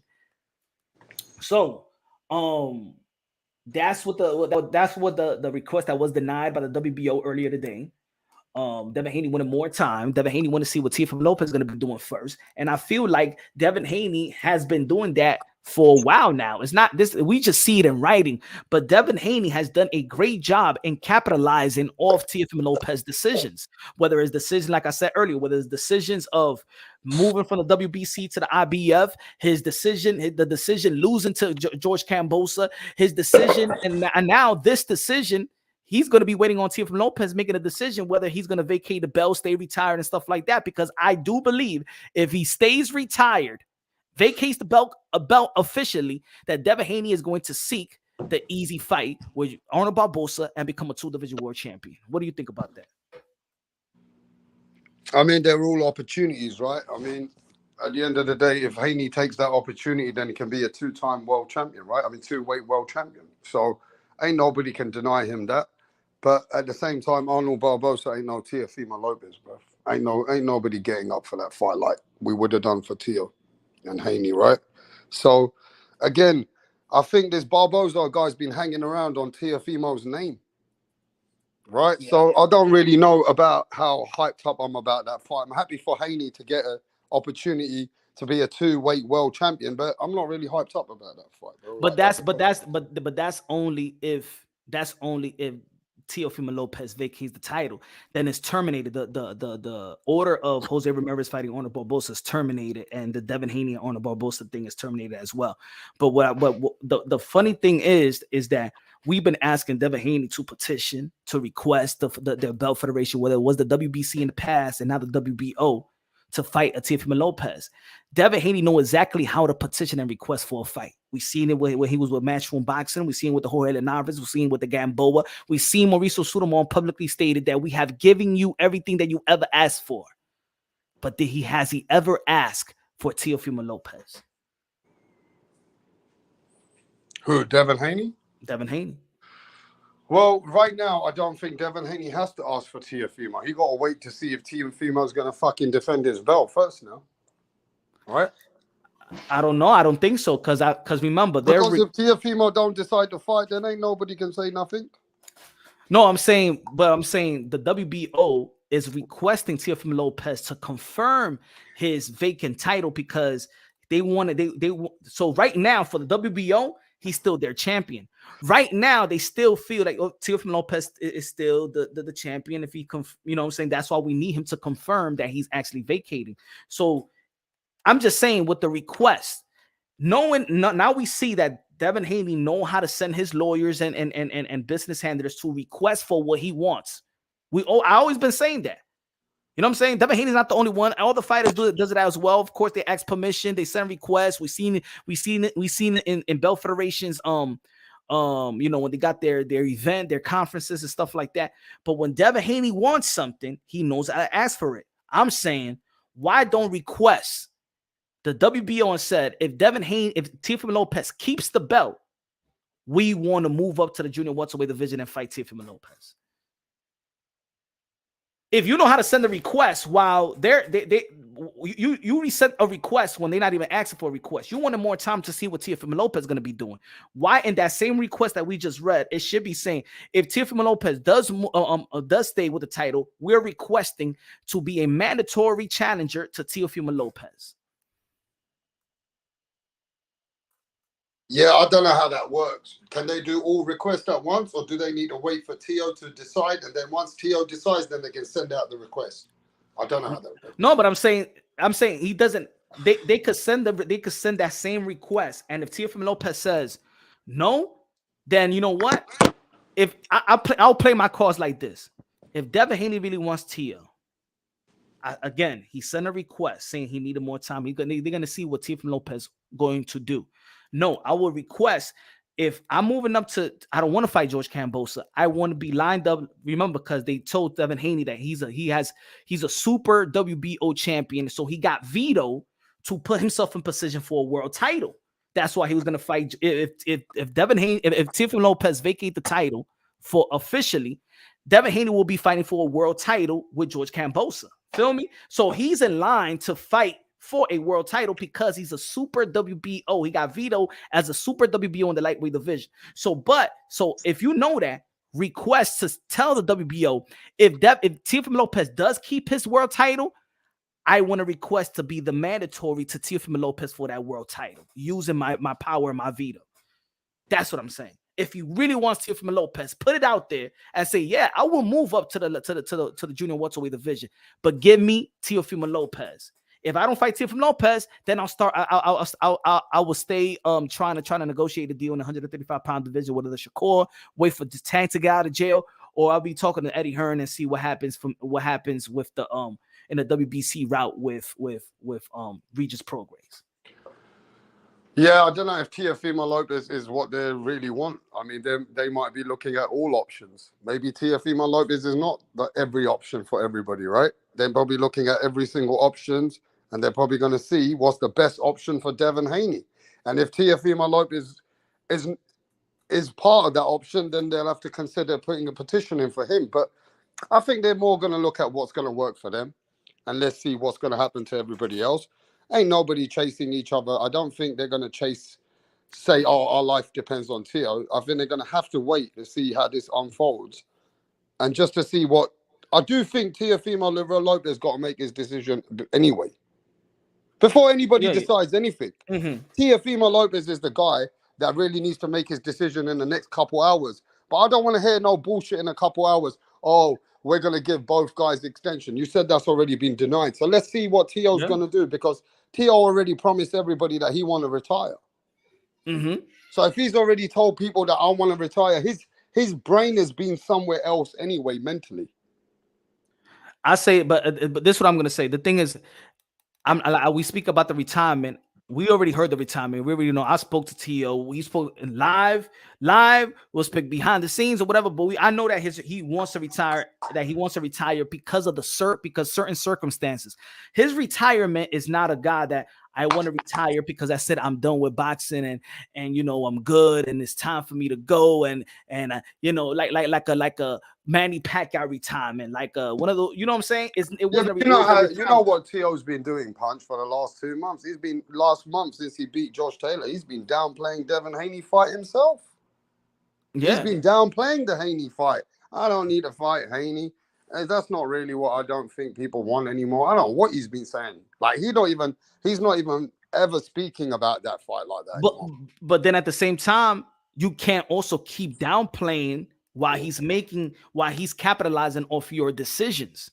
You can't keep downplaying. You can't be like, all right, I'm gonna vacate the title, right? I'm gonna stay retired, but still do interviews and talk shit. Oh, Devin Haney, you can't keep on doing that, because now you had the opportunity to keep your title, to be in power position. So if Devin Haney moves up, you're the A side, because if you come, even if he gets a lucrative deal, right? Because that's what he wants, right? He told us he's waiting for that lucrative deal. That lucrative deal could bring him back out of retirement. But then when he comes out of retirement, he's still gonna be facing this. He's still gonna be facing that Devin Haney might be the world champion, and I just think it's a perfect opportunity for him to grab boxing by the damn balls, and you know what I'm saying. I ain't gonna even say the damn balls, but grab boxing and just really capitalize on his position, his relevancy, and the win that he had with Josh Taylor. And I think he's in perfect position right now. Man, you can't ask for a better fight than that. I think after all this unfolds, Devin Haney, Teofimo Lopez, I think is the biggest fight. Regardless, even Tank Davis, the biggest seller, I think Teofimo Lopez, Devin Haney, 2024, I think both of them are going to make 2023. Or are they going to do it at 2023? They should. They got no opponents. But I'm just saying, if both of these guys can get it on, bro, they're going to make life-changing money for their grandkids, right? This is the best opportunity for both guys. About under 25 years old, they can both easily fetch over 7-6 million a fight. Guaranteed they can make that fight worth more than 10-12 million between both of them, right? And I know both of them are going to, that is a big fight for both of them. That's where their journey is ending. I mean, that's where their journey's beginning for the both of them. Exactly. Yeah, it's the beginning of their lives. That's what they got to do. And I feel that that's something that we've been talking about for 2-3 years. Stars are lining up. He beat Lomachenko. He beat Josh Taylor. Can't be a bigger fight than that. HLD in the building. What's good? But before you bring your tranny fucking hater in. Hey. No. Just like you don't like speaking to bitch motherfuckers on my channel, I don't want to speak to bitch motherfuckers. Your month is gone, you, bro. Old piece of shit. Hey, Pride month is done, bro. Pride month is done. Tranny motherfucker. Pride month is done. Motherfucking tranny piece of shit. Pride month is done, bro. Go bow down to your king, talking bitch. About LGBTQ. Go bow down to your king, bitch. Hey, yo, Punch, I ain't got time to waste my time with tranny motherfuckers like this hoe. Get out of here, bro. You're so dumb, you don't even know what the hell you're talking about. Get out of here. Go back to that hell channel of yours, bro. Go speak to your God, you pussy. Go to your 3-cent channel, bro. Pay my money. Make sure you pay money to me every time you see me. Go to your 3-cent channel. Don't worry, I've got interviews coming tonight, you pussy. Channel. Yeah, everybody else loves it. You're the only hater that don't like it. Go And to I've your got 3 cent fucking channel. fighters coming tonight, you piece of shit. Yeah. Okay, Motherfucker. Bye. You fucking pussy Latino loving piece of shit. Oh, Fucking you see the racist, hey. Y'all heard it racist here fucking first. piece of shit. You heard it Racist here cunt. first. Bro, You heard it here first. I will spend You heard it here first. 5,000 to find this guy. You heard it here Hey, first. Punch, I want to fight this motherfucker. You heard I it want to here come over first. there and beat the fuck out of HOD. You heard it here That's what I want to do, Punch. Set it You up. heard it here first. Hey, listen, I will put $5,000. $5,000 for this motherfucker. Let's go. Yeah, man, I'm getting my hands dirty with your punk ass. Get out of here, you bastard. Shut the fuck up, piece of shit. Go to your 3 cent channel. You are never gonna get respect, you piece of shit. Oh man, bye. All right, folks. Sorry about that. You know, he had a tranny moment, and that's how they get. They get all fucking goofy. Hey, HLD, man. What do you feel about? Man, what do you feel about this? What do you feel about this decision? Look, we got what? 10 more minutes ago. 10 more minutes ago. About 10 minutes left. Look. 10 minutes. Well, I'm not saying 10 minutes of the live, ladies and gentlemen. It's 10 minutes. The WBO has given Devin Haney and Teofimo Lopez up to 9 p.m. tonight. We got 10 more minutes to see what did Teofimo Lopez, has Teofimo Lopez confirmed that he's retired, that he's not retiring, that he's going to keep his belt, or he's going to vacate the belt, and Devin Haney, whether he's going to move to junior welterweight. Well, the only thing Teo needs to do is, if he's going to retire, he has to confirm that. If he is going to retire, technically he don't have to do shit, not respond, and that's that. So, purposely he needs to say, no, I am not going to vacate my WBO belt. As far as what this young man should do, look, at first when he said, as far as what, for both fighters, so for Haney and Teo, if they don't, if Teo wants to vacate, he don't have to respond, and if Devin Haney does not want to fight at 140, he doesn't have to respond. What they have to respond is that, because what they want to do is then move on with the negotiations of Ramirez and Barboza, move that along. I think the respectable for both fighters that represent both the sanctioning body. We've seen Teofimo Lopez give a lot of credit to the WBO. I think the respectable is to respond to them if he's gonna vacate. Oh, absolutely. I'm just saying technically, he doesn't really have to, but what this young man should be doing. Look, man, when Teo first announced it, I know he's going through what he's going through in the background and whatnot, and I look, man, if he's burnt out, hey, taking a sabbatical, you know what I mean, taking a break, I understand it. Me too. But it doesn't. It doesn't. Afterwards, he just doesn't feel that's what it's about for him. Exactly. You know what I mean? And so if it's about wanting to get the respect from all these, from the media, from his own promoter, his channel, and everybody else in between who've been shitting on him. Like, for example, hey, we look at the letter of the WBO. What did even the WBO is outright saying the young man, the former undisputed champion at 135. So why haven't the Jake Donovans, the boxing scene, Ring Magazine people, everybody else and their mama between the true comedian fool now swallow their pride and say, man, we were wrong. This man was undisputed. I mean, he's taking a lot of shit. Yeah. Media wise, and then his own promoter with what they've been doing and what they also did. Oh, now the unified champion. Hold on, we got somebody outside of the WBC now saying that he's undisputed, or it's been said since they gave him his super belt, but they've been shitting on him. Mm-hmm. So yeah, obviously emotionally, yeah, you get pissed. You did you did the unthinkable, and you're still getting shitted on. That I understand, but if Teo's looking for that respect, and if Teo's wanting to get that his value to where it needs to be, he's not going to gain that on the sidelines. He's not going to gain that out on the sidelines. The show will move on. I don't know about you, Punch, but in my world, people will come and go. You hire them, you fire them. You may have you may have even a new owner of a company.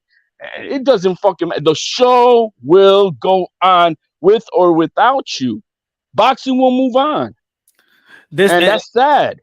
That's the way it is. It's like, but before you got on, it's like I was saying, if I respect the retirement, but I'm listening to the retirement as well. Is a retirement with conditions. Yup. Is what I hear. It's not a retirement like a guy that's like a Hey, I'm burnt out. I'm done. yeah, I'm I'm burnt. That's finished. it. I've done it all. You know what I'm saying? It's not a like if Nonito Donaire announces his retirement, we're like, of course, we understand. Yeah, we understand your retirement. When Sean Porter, yeah, probably there's something you still got fight left, but you know, man, yeah, you're 30, you're 34, 35 years old. You know, it doesn't seem like you're gonna be the king at welterweight division. I don't know if you want to move up. You know what I'm saying? It's respectable. These retirement. If Triple G retires, announces retirement tomorrow, respectable. With Teofimo Lopez is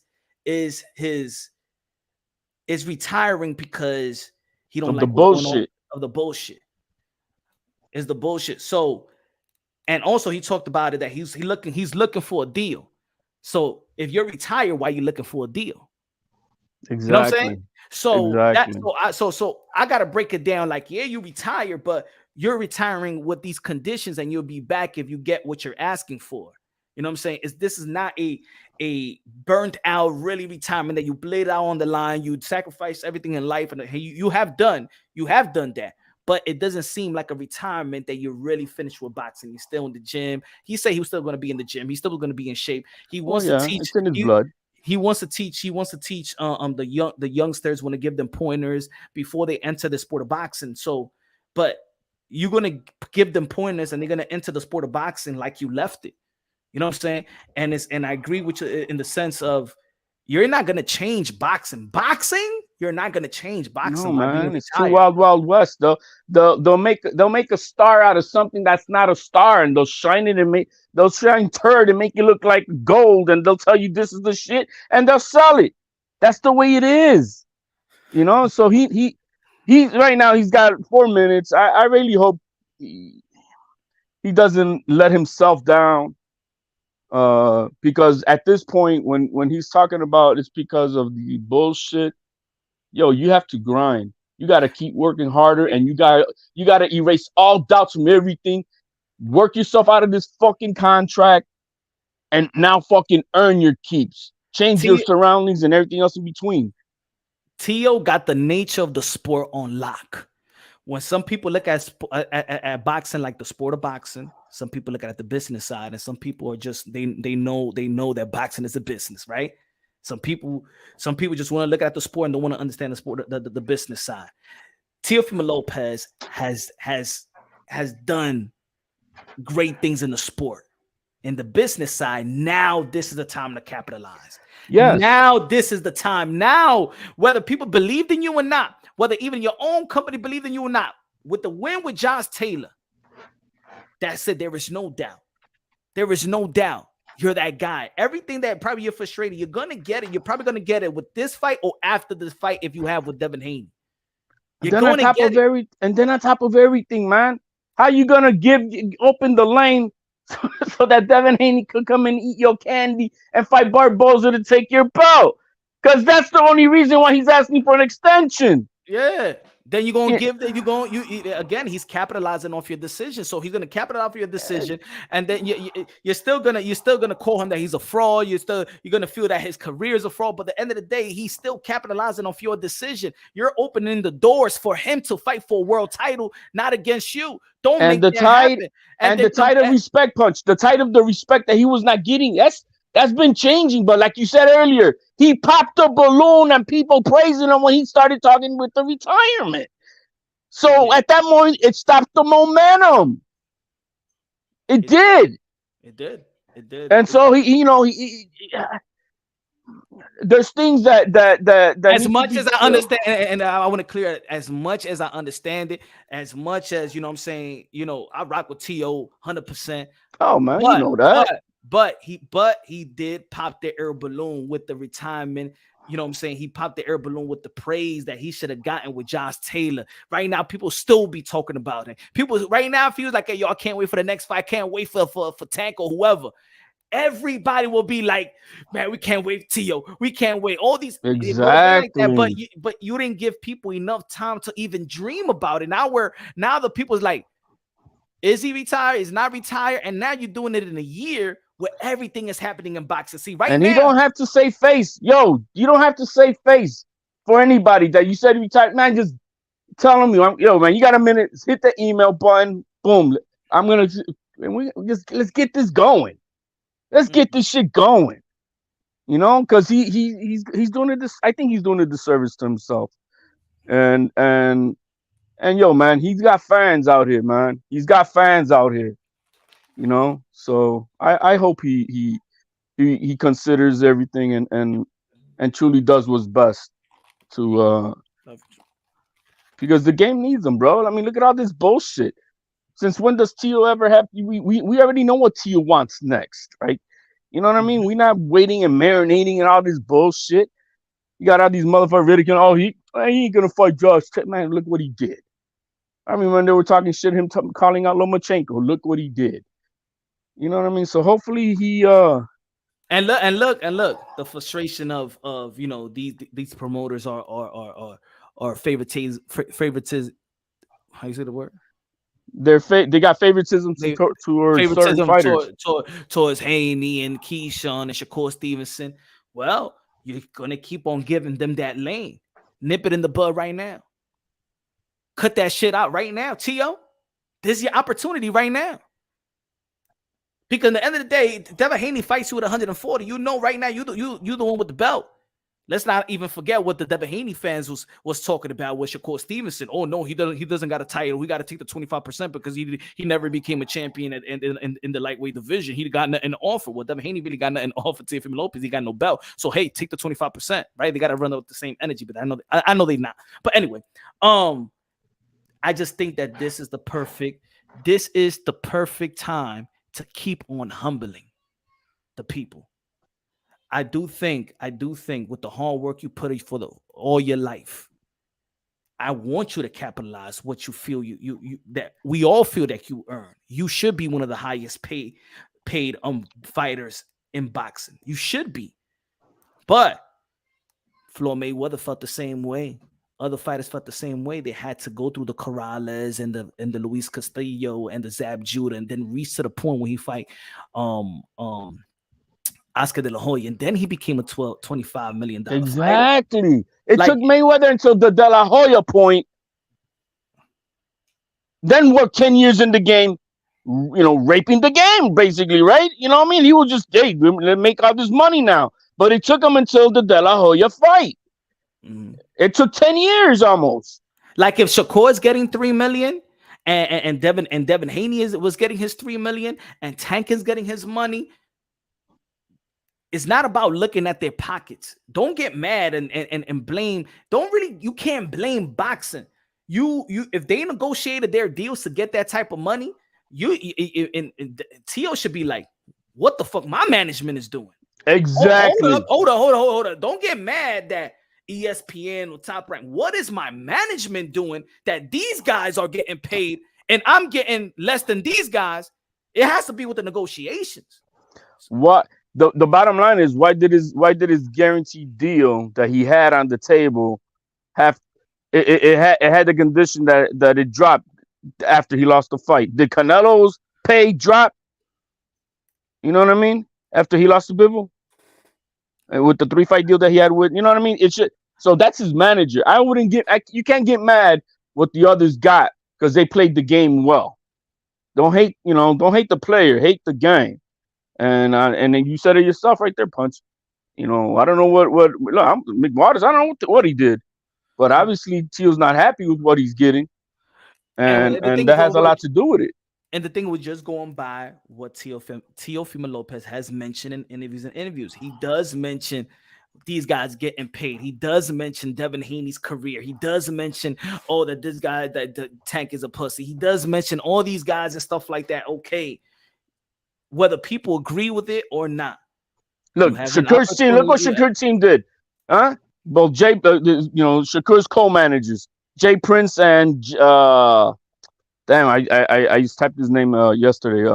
But he has 2 co-managers for Shakur. What they did, they went to bat with the WBC, right? And they're like, yo, we're gonna make this fight. This is the split. This is why. This is how it is.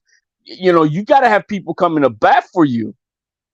and it doesn't seem like Teo's got that, or they're not working as well. One of the two. I don't know which way to go with it, but the time lapse has elapsed. I don't know if there's any update from the WBO. But then Haney waiting on Teo to make a decision. Doesn't he want to be great? Why isn't that, man? Yeah, put me up there. I'm moving. I want to fight. No, I'll just Hold on. The game is over. Teofimo Lopez just informed me in writing that he will retain his world championship belt. Let's go, Teo. Let's go. Let's go, baby. Let's go. That's what we talking about, baby. Oh, yeah. That's what we talking about, baby. That's what we talking about. Let's go, Teo. Yeah. Let's go. Devin Haney, now what's your request? Stay right there, Devin. Stay right there, Devin. Devin, no ass better request right now that you want Teofimo Lopez. Request right now. Let's go. Eso mismo, bro. Eso mismo, macho.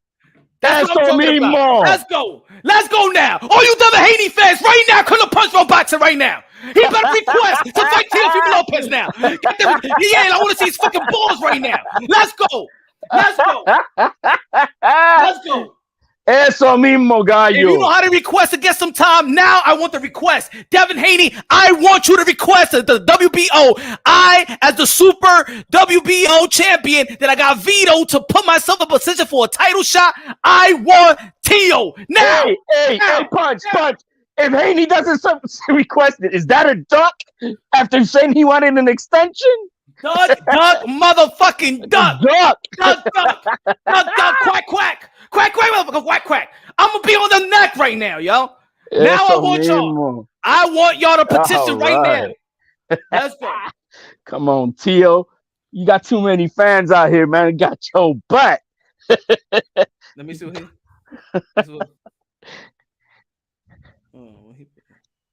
Was that from the WBO directly? You read that, Teo? From Punch? Paco. From Paco? Oh, Paco himself? Yeah.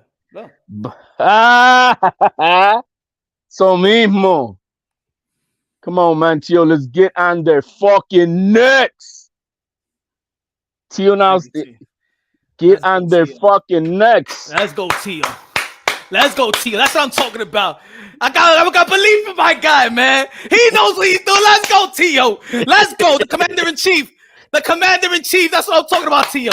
Let's get this money. Let's get this whop. Let's get it. Let's get who want all the work. Let's bail Javante Tank Davis out of jail right now. You want that work too? Let's go, baby. Let's go. The captain of the generation, the commander-in-chief, the two lineal world champion, morally undisputed in 2 different divisions. Goddamn it! Yeah, I said I recognize. I don't give a fuck what you want to recognize. Let's go, baby. Let's go. Devin Haney, I want that request now. I want it now. I've been cooking them. Let's go. Once I get out, bro, they're gonna start cooking. We're gonna start cooking. All right. Hey, Paco, did you get that Devin Haney request? Did you get that Devin Haney request? Oh shit. Hell yeah. Yo, man. I'm happy for the young man. And moving forward, man, is all praise. We gotta cook these writers, man. Punch, that's for sure. Cook these writers on the bullshit, because they owe him an apology. They do owe him an apology and a write-out. Come on. Let me see what the WBO says. Boom. Now they just posted what Paco said. The game is over. Teo just informed me in writing that he will retain his WBO welterweight title. Let's go. Eso mismo, man. Damn, bro. That's good to hear.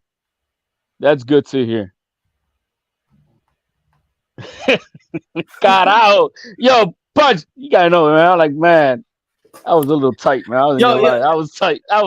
Hey, yeah, you know what I'm saying? Come on, Teo. Come on, Teo, don't do this, man. Don't do it. I was tight, man. I was tight, you know what I mean? Because, like I said, it wasn't because of him retiring, because, como digo, with all the due respect, burnt out, you need, who the fuck is anybody to say?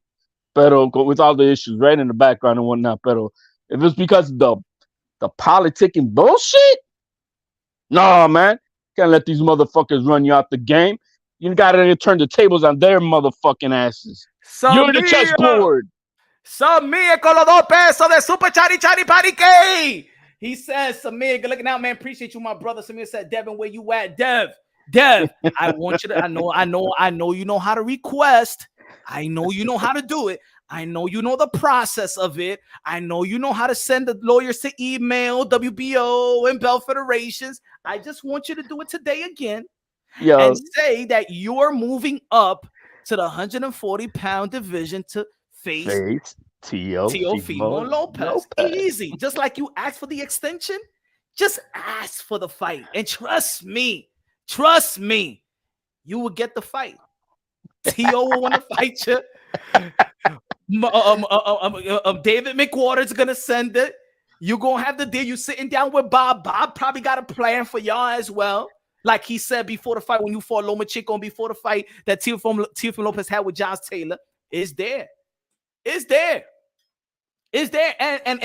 for the Devin Haney fans, he probably gets 25%, because he doesn't have a title, He'll probably be the mandatory to Teofimo Lopez, Oh, man. Let's go, Teo. Let's go. I know you had it in your Teo. I know you can't let this opportunity go. I told you this was TV. Remember I told you earlier, it's either Teofimo Lopez does this is boxing. Either he does this, or either he grabs it, eat it up, and then spit it out. Hey, you did notice, Paco does love Teo. He does. I know. Paco loves Teo, bro. Because what I've seen in the last few months, what he did actually going back to him giving him his super belt before the Kambosos fight. But then what I've seen in the last few weeks, it speaks volumes. Because guess what Uncle Mauricio did, which what he put out there, they have at WBC. Who's your top 5 pound for pound bullshit, and they left Teo out of it. I spoke to Paco privately twice. He loves Teo, bro.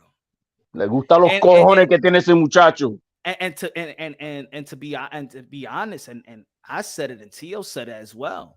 Paco was trying to talk him out of it. Paco is the one that told Teo, "I'm gonna give you time. And think about it." And Teo was like, "I don't have nothing to really think about it. I've made my decision." But Paco gave him, because Paco could have easily been like, look, everything they did. It's almost like, Teo, you really gonna do this? Because I think they was looking at it like, Teo, you're probably making a mistake, or probably you're making an emotional decision that is not right. Think about it, relax, enjoy your victory. Over. I just love the tweet, bro. You said it. The game is over. That's he said, like what other president gonna be talking like that? What he trying to really say is the games are over. Like, that's it. Stop with the games. Hey, either this is gonna be the fight, either you gonna keep the belt, you Devin Haney, what you gonna do? Y'all guys, let's go. See, the game is over. I love it. Now, if belt federations act like this, you force people to make decisions. Look, I hope that other belt federation see what the WBO just did. We didn't wait a day. They were strict about it. He sent y'all sent a petition. Nah, deny. Give me the fucking answer. You're gonna have an answer by 9 o'clock. That's it.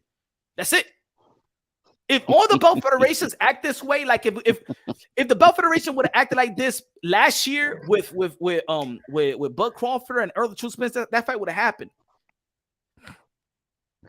Oh man, I love it, bro. I love it. You don't understand how much we back him up, bro. You know what I mean? It starts with punch drunk. It started here in the media, at least I can say, with punch drunk boxing. And but at least what is so real though. Like even if Teo could listen to the live, and he's gonna listen to, come on, y'all. I understand, y'all. Y'all right. You know what I'm saying? Yeah. This is unbiased, logically and objectively. I do feel like it wasn't. When you listen, he made the decision not based off that he's had it physically and with the sport. He loves the sport. He don't like the way that he's being treated. We don't like the way that he's being treated. He's being undervalued. He's being played. He's being even with the scores of that fight. You know what I'm saying? They could have. No, they were trying to fuck him, bro. It was getting. We know how it is. Yeah, they ain't fooling nobody. They started promoting the fight with Josh Taylor that Sunday. Only had a 9-second clip with Teofimo Lopez. Like, they've been doing him dirty. So I understand them. I understand, but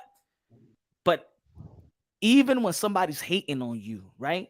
But you in a position of power. He's in a position of power, and with that belt, it shows you that sometimes, there's other belts. Sometimes don't mean nothing, but for certain fighters at this moment of Teofimo Lopez, it does mean something. It does have power. Because you have put weight behind your shit. It's not like a give me belt.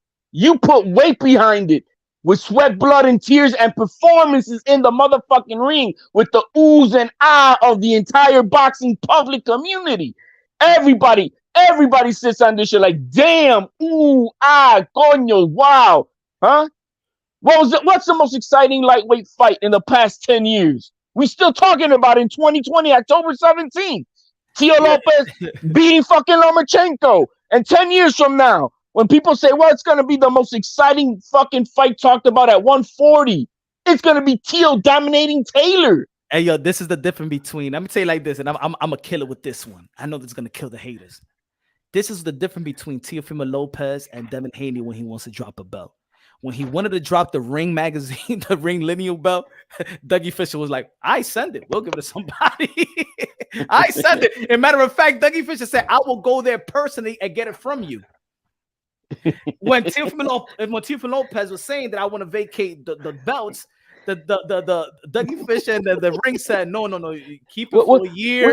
You got to keep it for a year. We understand, but we're not going to take it from you. We're not going to take it from you. Because Teo wasn't bitching like about put me on the pound for pound and all that bullshit. You know what I mean? That's the difference. The difference is when Teo want to let it go. No, please keep it. I don't give a damn if you're going to be retired with it. After a year, we get it. We get it after a year, right? With on the same day of the tweet with Devin Haney, Dougie Fisher, we'll get it back. Matter of fact, we'll give it for what Dougie Fisher said. He said for foundation for charity. Because they understand. You know what I mean? Teo, hopefully, you know, and like I said, man, you know, there's certain media people out here who got mad, who got that mad love and respect for him. Started hearing Punch Drunk. Shout out to ES News Ellie. He got mad respect for Teo too. And there's you know what I mean, like Fire Hub. I could say that.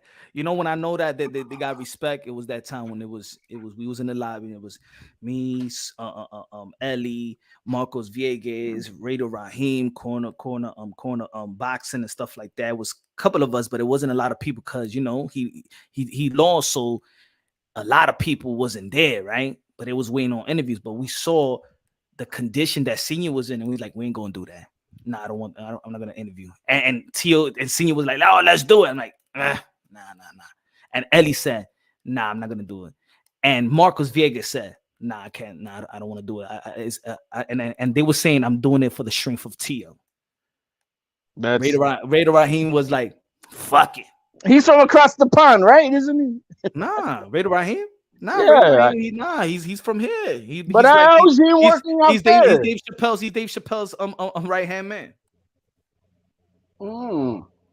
Yeah. And Raider Raheem is cool. At the end of the day, nobody was really mad at Raider Raheem because he's doing what he's doing. He's doing his job, really. Like, what he did was his journalistic job. Like, he's not supposed to be having feelings, but we saw it that night, and it was like, nah, Senior's not looking right, sounding right, and yeah, but he cooked himself with that one though. Yeah, he cooked it, and that's why. And if Raider Raheem wasn't there, nobody never would have seen that because nobody was going to interview Senior like that. Nah, but yeah, and that's what I knew, and that's what I knew. Okay, you know what I'm saying? Like there is journalists and there's, like, you know, people that just cold and don't, but there's people that don't see. And look, that video did what, 300K views. It was it was big. It was big. Yeah, like, and none of us was none of us was like not selfish or whatever, because that could have been my 300K. That could have been the biggest views I ever had. I Yeah, knew but that there's a moment. sense of I integrity, I man. was with him, and I'm like, nah.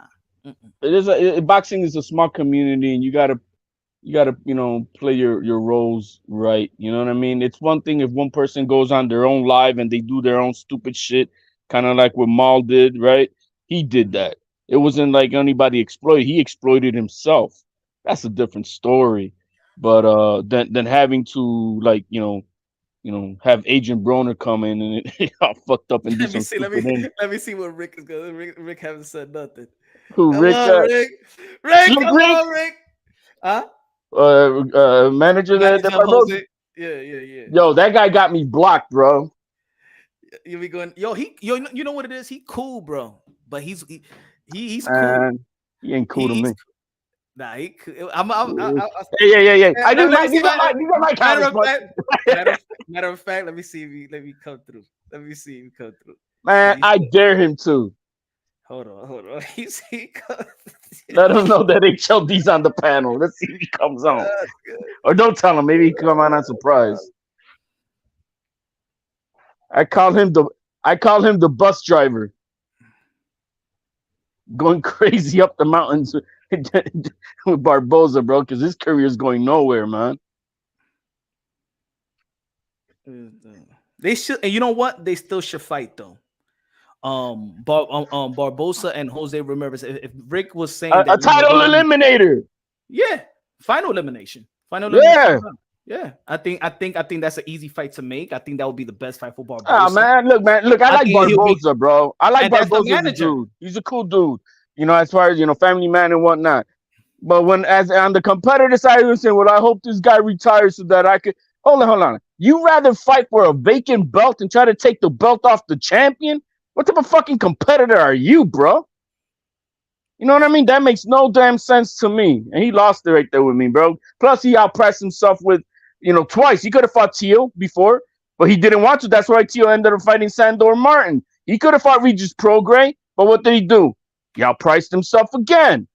Doing the same thing. That's all Slick Rick, bro. So I really have no sympathy for that team, bro. That's me. Welcome back. Time to defend the undisputed title. Who's that? I'm reading the comments. Teofimo Lopez, because he put the what it says. I can't even hear it. The gift. Well, Teo put something up. Yeah. Oh man, bro. Ya mismo me voy. You got to go on your Twitter rant. You know it, bro. You know it. I gotta hurt some feelings right now, man. But man, in all seriousness, man, I'm glad that the young man. And the thing is, it's time to back him up with all due respect that he has earned, and only winning is gonna fix his bullshit. Only winning, and fuck the media, fuck the social shit. Let's grind and just mow everybody the fuck down. Oh shit, Nonito Donaire is gonna be fighting Santiago on the Earl Spence card now. Yeah, I thought you knew that. Nah. Yeah. Good. Yeah, they because I think somebody got hurt. I think from what I heard, but Nonito couldn't say anything. He was, but then Jake. I think Jake Donovan put it out. Nah, he sent it to me. I just I got the chance to read it. I was doing the live, so yeah, but that was early this morning. Mm-hmm. But I'm happy for Nonito too, man, because he now gets that exposure, baby. Good for him, man. Good for him. Yo, man. Coño, man, I was tight, bro. I was tight. You know what I mean? I wanna know what Devin gonna do. Devin, what you gonna do, Devin? I'm gonna be on. That's it, bro. You know how to request, right? I want you to request to be his mandatory. Just request that you're moving up to the junior welterweight division and you're requesting you want the WBO, even though that is going to take a long time to mandate, because remember, Teofimo Lopez was the mandatory to Josh Taylor. So it's going to take a long time for him to be mandated again because Teofimo Lopez actually took his title from the champion. So he does have a volunteer.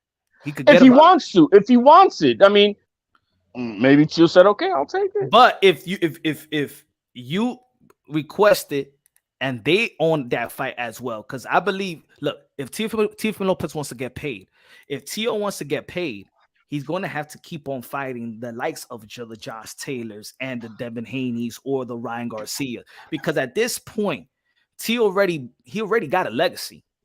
So it's now to master the pockets. It's time to master to get these deals in your favor in funds and purses and stuff like that. You in position to do that, and now it's time to capitalize off that. And I told them personally as well. You know, I said it on live here, and I said it on personally. When you beat Josh Taylor, I said when you beat Josh Taylor, it's for the bag now. Go for the bag, because you don't. That's it. You got the legacy. You got a legacy to stand on. But it's time for you now to get that bag. But if you owe with ESPN and Top Rank, the only way you are going to get a bag is by fighting the tough fights, because they're not gonna pay for the little fights, unless they do that with the like a Shakur getting $3 million to fight Yoshino. You know what I'm saying? I mean, it's not there what they reported, but that's what Shakur Stevenson said, that's how much he got. But it's reported that he made what, $500K. That's what's the reported. But he saying that he made $3 million. Okay. Nah, man, pero mira, el muchacho now, you know, he's got time to reevaluate the details behind the scenes. What I hope he does. You know what I mean? Maybe even a different attorney. Samir said, Teo got motherfuckers here making narratives up. It's over. Death to a narrative. Yes, man. Yes, man. I'm happy, bro. I'm happy like if he won a fight. You know what? That's exactly. I'm as happy like when he won the fight with Josh Taylor. Like this is like another win, even though like he set this up, like to have this type of feeling. But now it's time for stay in the limelight. Keep promoting yourself. That's it. Nobody's talking about retirement. It's back on the potential fights with a Haney, potential fight with a Tank.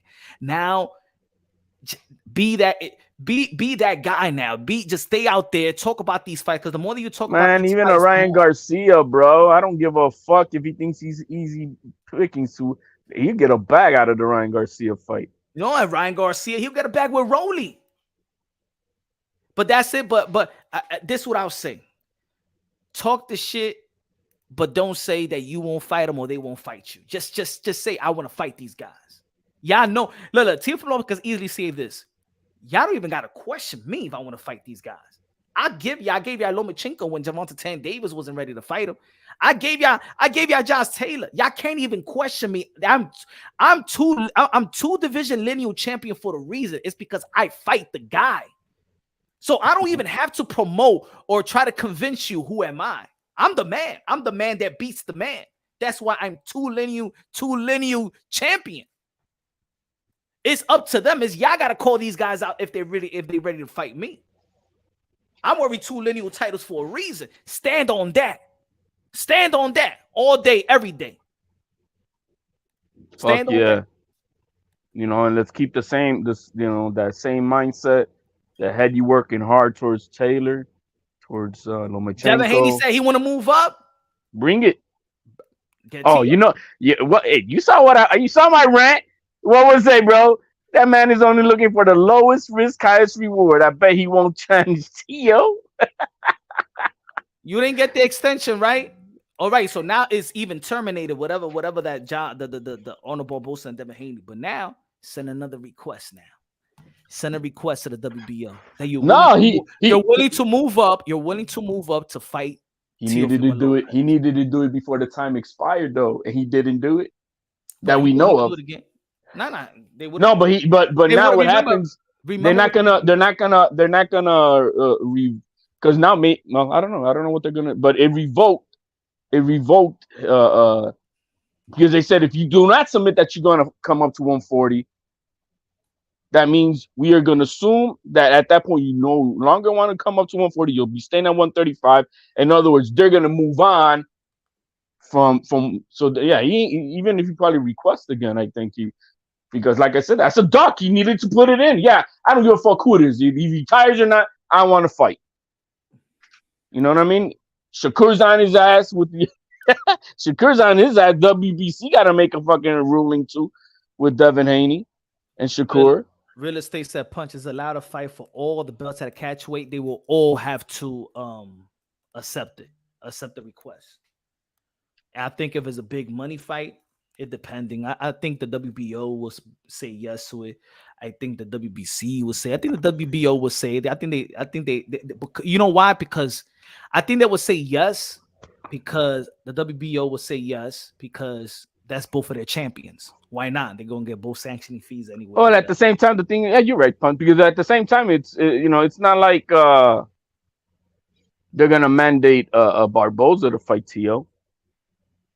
I don't think that's gonna happen as of right now. But I mean, will Tio if they fight in the catch weight 138? I don't know. I mean, they all gotta accept it. I know we all know that Tio comes in at 130. Manny Pacquiao became an 8 division world champion, and he really never fought at 154. He fought Margarito at 150, right? So he really, technically, he never fought at 154, but that was still, well, yeah, because it's between it's it's more welterweight though. If they right, right, super welterweight is between 48 and 54. So he fought at 50. That's all. 47, 54. No, because 47 is the dead limit. So 47.1 up. Mm-hmm. Yeah, 47.1 up is super welterweight. Danny Garcia and Lara's fighting for the 160 regular strap, but at a catch weight 155. Right. So we seen little catch weight still tight on. But who needs a catch weight? What are we talking about? Catch weight for Tio with who? Tio and Haney for the lightweight strap as well. For the strap that he got at lightweight. No, you can't do it. Haney can't come up above 135 and put his belts on the line. Because remember when Bob called Tio schmuck? It was because of that. You could fight under the weight limit of the belt, but you cannot fight over the weight limit for a belt. See what I'm saying? So that's why Bob called. He tried to embarrass Tio. You schmuck, and this and that. So see, now it's safe to now really just focus on what's next for Tio. Who's going to be the next opponent for Teofimo Lopez? I believe that Teofimo Lopez, as we all know, he got a voluntary, right? He could use that voluntary. I think he would fight Devin Haney. He told me himself he wants to fight Devin Haney. He will fight Devin Haney. That's the fight that he was going to look next after the Josh Taylor fight. Personally, that's what he wants, Devin Haney. David McWaters wants Devin Haney. Bob Arum wants Devin Haney and Teofimo Lopez. That's what they want.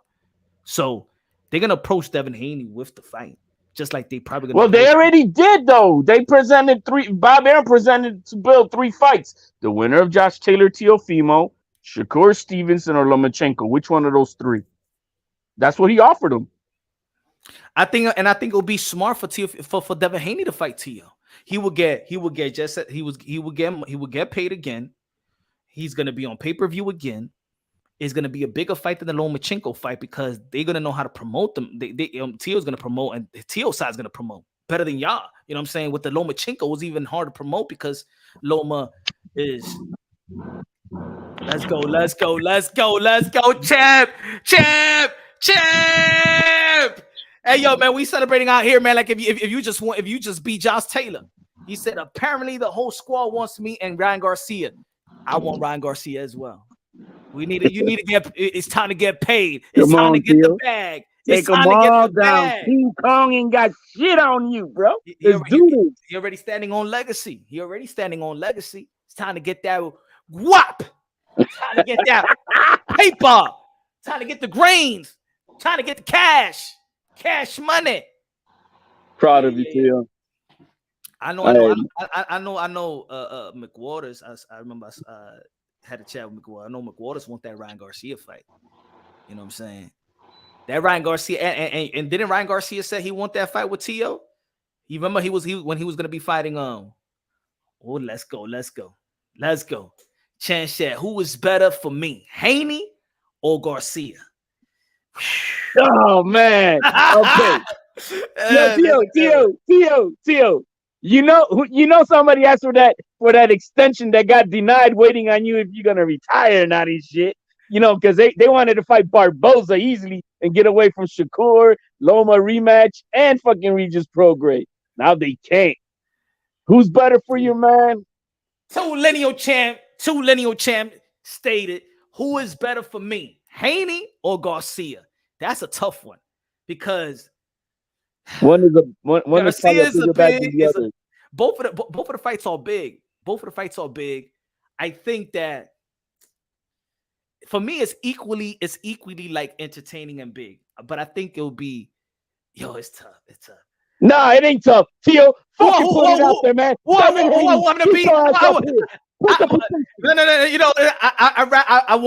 I rather have the Haney fight. I like the Ryan fight, but I want the Haney because I feel like Devin Haney is making his decision based on what Teofimo Lopez is doing. Like, he's not looking to fight him, but he wants to do what Teofimo Lopez is going to do so that he can make his move.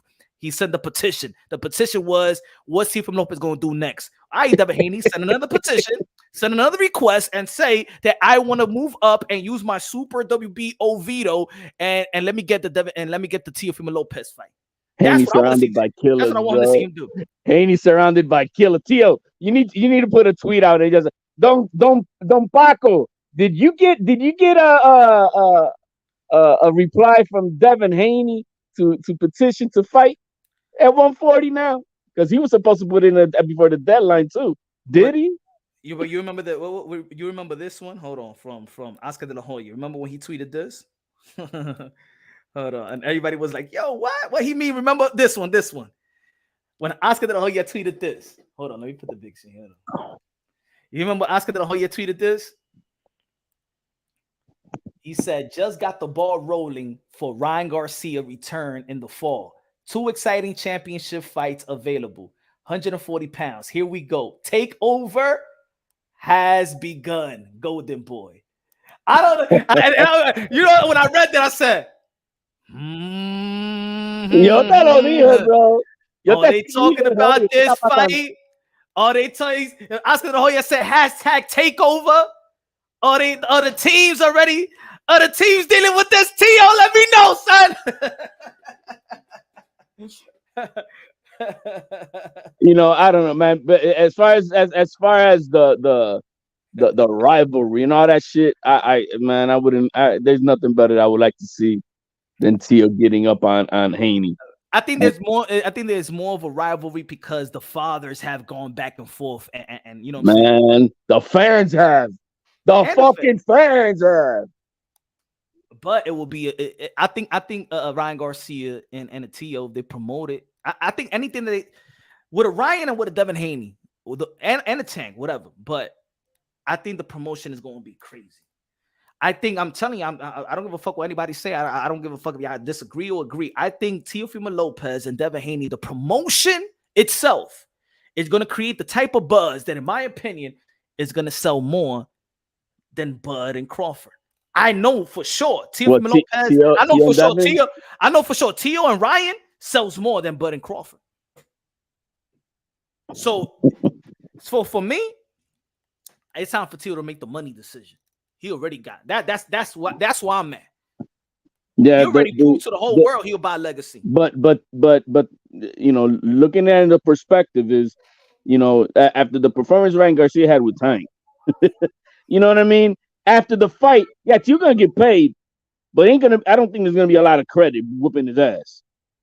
Now, getting paid with Haney and whooping that ass is gonna have a longer lasting effect, you know, as far as the notoriety that goes with it, whooping on Haney.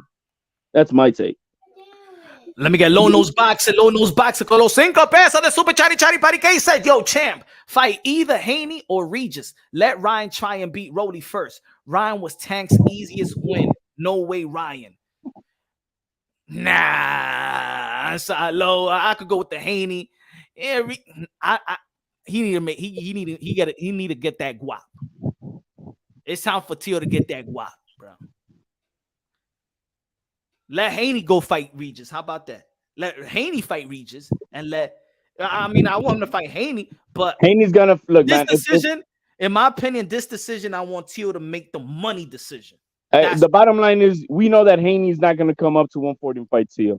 That's the reason why he asked for that extension, because he probably would have came up to fight Barboza, but he's not gonna fight Tio. So now he's stuck back to square one, where he's stuck really with either a Lomachenko rematch or what ends up happening with Shakur, because a ruling is going to happen very soon, and he's going to have to make a decision. And I don't think he's going to. And look, I think he's already signed with Top Rank. I don't care what anybody says. He's going to, and that Regis fight is not going to happen. That Regis fight is not going to happen. So it's going to be all in Top Rank, Shakur or Lomachenko, and Lomachenko is the more lower risk, higher reward for Haney, which is what they always look for, because they're not going to try to put themselves at risk.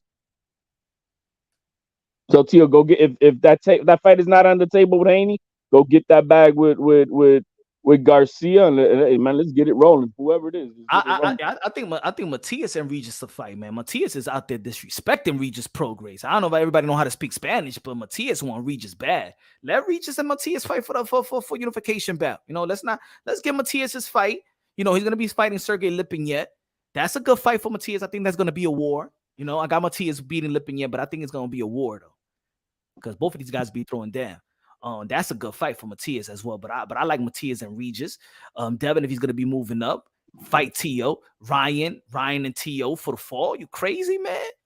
That right there, man. Oh man, and I think they'll go at it more than Tank and Ryan, meaning at it like promotion wise. Like Tank don't really talk that much, you know what I'm saying? But Tio and then his dad, oh my God, oh man, it'll bring Henry Garcia out his shell too. I think that you're right with Regis and Matias need to unify, and then Tio could look at that, whoever is the winner out of that, for a unification down the line. You know what I mean? If it comes to that, because as of right now, is it a big money fight right now? I don't think it is. But if there's a unified guy with 2 belts out there, I think that'll make the fight bigger for Tio. Yeah, man. But hey, Charles Edochie say, I'm surprised they're letting Rolly keep that belt, bro. It's hard to take the WBA serious, man. It's just hard right now. I mean, they don't follow their rules. They always full of corruption. Remember the judge with the lady she was sanctioned by the WBA. It's the WBA. They said that they was gonna. They took away all the. They took away all the. I don't know what's happening. Yo, bro, Tio, you still listening, bro? Man. You had me tight, motherfucker. You had me tight. I don't know something that's happened with the audio in your head. I'm hearing a bunch of feedback. From me? Yeah, let me say muted. Yo. Yeah, it's your feedback. I'm seeing a lot of feedback coming from you. Low Nose Boxing says, Tio, if you fight Haney, good looking out with a 5 peso. Low Nose Boxing says, Tio, if you fight Haney, go study Duran and study Canelo versus Plant, so you can learn how to properly handle a guy that moves a lot. Let's go, champ. Fight Devin. I like that Devin fight, though. I think that it's time for Devin Haney to fight Tio and not trying to get his crumbs, not trying to capitalize off the decision if Teofimo Lopez is gonna do this or whatever. No. It's time for you to fight Tio, and for you to petition also, like you send that request that you want to fight Tio. Send that request. So now we're looking at it like is Devin Haney making a decision? Was he waiting for Tio's decision, and now he's saying, all right, let me stay in 135? Or he was just waiting for Teofimo Lopez's decision if he was going to vacate so he could just capitalize and get the Barboza fight? You know what I'm saying? Damn, I can't do another poll. Close. I want to do a poll. Yeah, I can't do another poll. I can't pull another poll. Who y'all want? Who y'all want for Teofimo Lopez? Ryan or Devin? Ryan or Devin? What's the better fight? I think maybe the steam is a little bit. I think the money is there for Ryan. I think the steam just a little bit because he lost to Gervonta Tan Davis, and it's the way that he lost to Gervonta Tan Davis. You know what I'm saying? But Devin Haney is still undefeated. I think the promo will be heavier with Haney. I think that I think stylistically, Tio and Ryan Garcia will be a better fight stylistically. You know what I'm saying? Ryan Garcia is offensively sound. He's going to throw down. And Teofimo Lopez is offensively sound as well. And they go out there to fight. And you know what I'm saying? When they do smell blood, they go after you. You know what I'm saying? With Devin Haney, I was never a fan of the way he approaches his fight. I do think that he does got quickness and speed and stuff like that, but I think he's not a risk taker. And yeah, he is getting a little bit better. He did get a little bit better with Lomachenko and stuff like that. But with Lomachenko, I'm just not a Devin Haney. His style is not my cup of tea, or the approach to his style is not my cup of tea.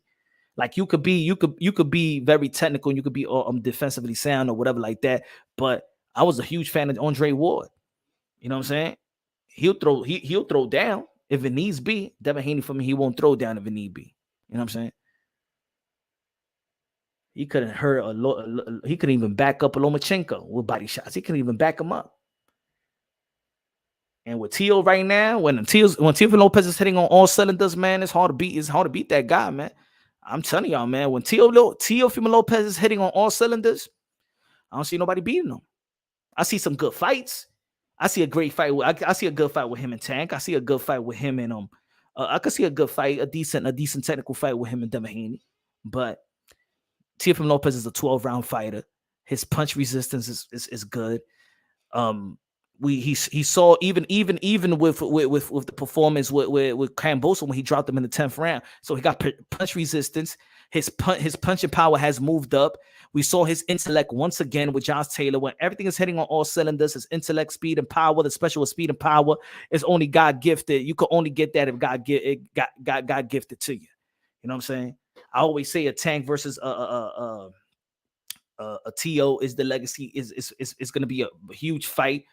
You know, because of their God-given ability that they have, that they got something that you just can't teach. But Ryan Garcia and Tio, that'll be a big fight. Tio and Haney, big fight, big promotion. And I think that Tio beats both. He said, look at what Jonathan tweeted. Who could hate this guy though? Like, what kind of boxing fan? Let me see. Jake Donovan.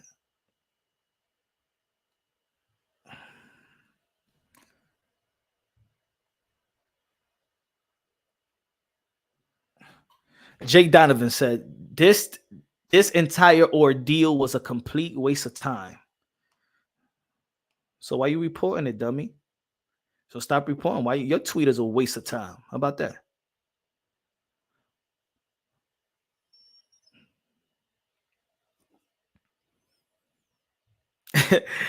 you know, these Haney reporters are all full of their feelings. Hey, yo, I'm gonna tell you like this, HLD.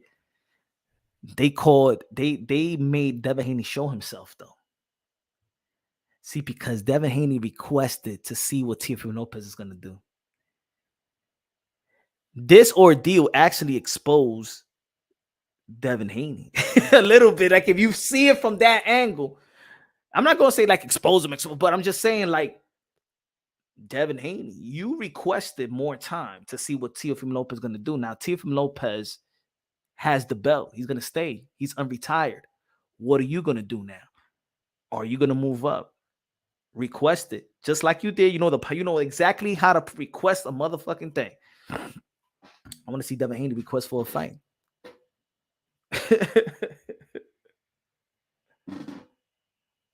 Sorry, but we disagree with the with Ryan Garcia takes over the division. Takes over the division. I don't know about that, Bernice. I don't know about that. I think the takeover has already taken over. Patrice, I'm sorry. I don't know. I mean, the good thing about that Ryan Garcia is he went back to the drawing board. He got a trainer, Derek James, and probably the trainer of the year. He is the trainer of the year, so he's looking to get better. He's out there training with the likes of Earl True Spence and Jamar Charlo, AJ, got Frank Martin, got a good stable right there. I believe in the skills and talent of Ryan Garcia. I thought it was going to be a better fight with Gervonta Tank Davis. It was kind of a letdown in my opinion, but we'll see. I think that Ryan Garcia versus Teofimo Lopez will be more of an action-packed fight than a Devin Haney and Teofimo Lopez. I think that Devin knows Teo, and he will not engage with Teo.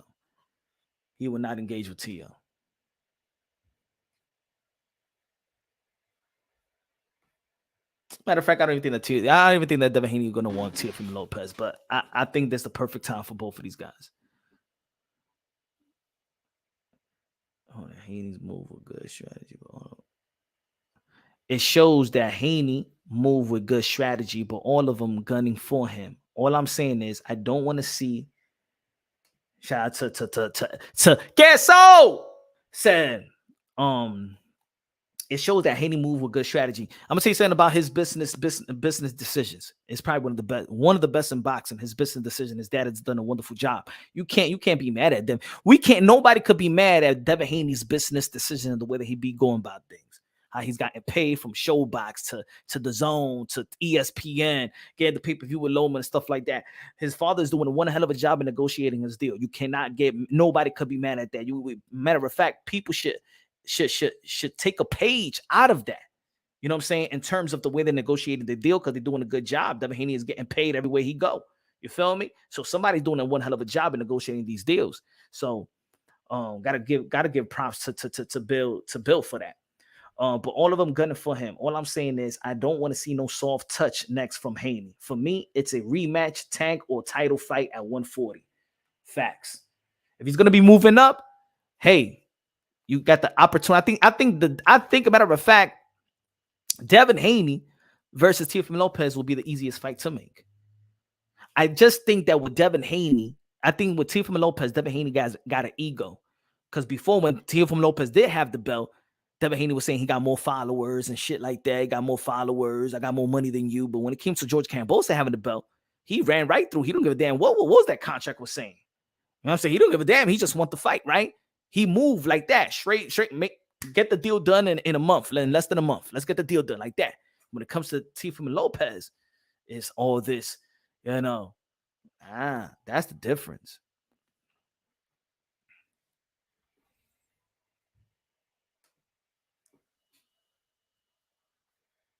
Philip said, yo, Teo flight Tank, what the F? Haney's always low risk, high reward. No progress, no Shakur, no Tank. Look at Lomachenko rematch incoming. I believe that fight. I think he'll take that fight. He's more comfortable fighting Lomachenko now. But I think that Lomachenko deserved the rematch as well. But I think that Shakur Stevenson also deserved a title shot as well. So, I mean, you got great fights for Devin Haney as well. He could stay at 135. He could pick the rematch with Lomachenko. He could get Shakur Stevenson. He could wait for a Tank. If that ever happens, he move up. But Teofimo Lopez is right there willing to fight him. But in my opinion, for Teofimo Lopez is trying to get that money. It's trying to get paid. And everybody knows Teofimo Lopez is the A side in the 140. I don't want to hear that talk. I better not hear one fucking Devin Haney fan come tell me, oh, but Devin Haney is getting paid more. And no. He's in 140. Just like I was saying that Shakur Stevenson don't got no strap and he got no power and he doesn't give anything to Devin Haney. Right? I was arguing. I was debating this. I'm in the comment section. I'm on Twitter and stuff like that. People are saying, no, but what you mean? 25% is enough for Shakur Stevenson, a 2-division world champion. He just doesn't have a belt in the lightweight division. So he should take the 25% and dare to be great. All right. Devin Haney should take that 25% and dare to be great in 140. I just want Devin Haney fans to keep that same energy. Keep that same energy y'all had with Shakur Stevenson, and keep that same energy with Teofimo Lopez. He fights Teofimo Lopez, he gets 25%. Right? But now we could just focus on who Teofimo Lopez is going to be fighting. His opportunity. All he got to do is just stay out there in the limelight. Keep on promoting that he was more than willing to fight anybody, anytime, any place. We already know that. That's why he's two lineal champion. He's willing to fight anybody, anytime.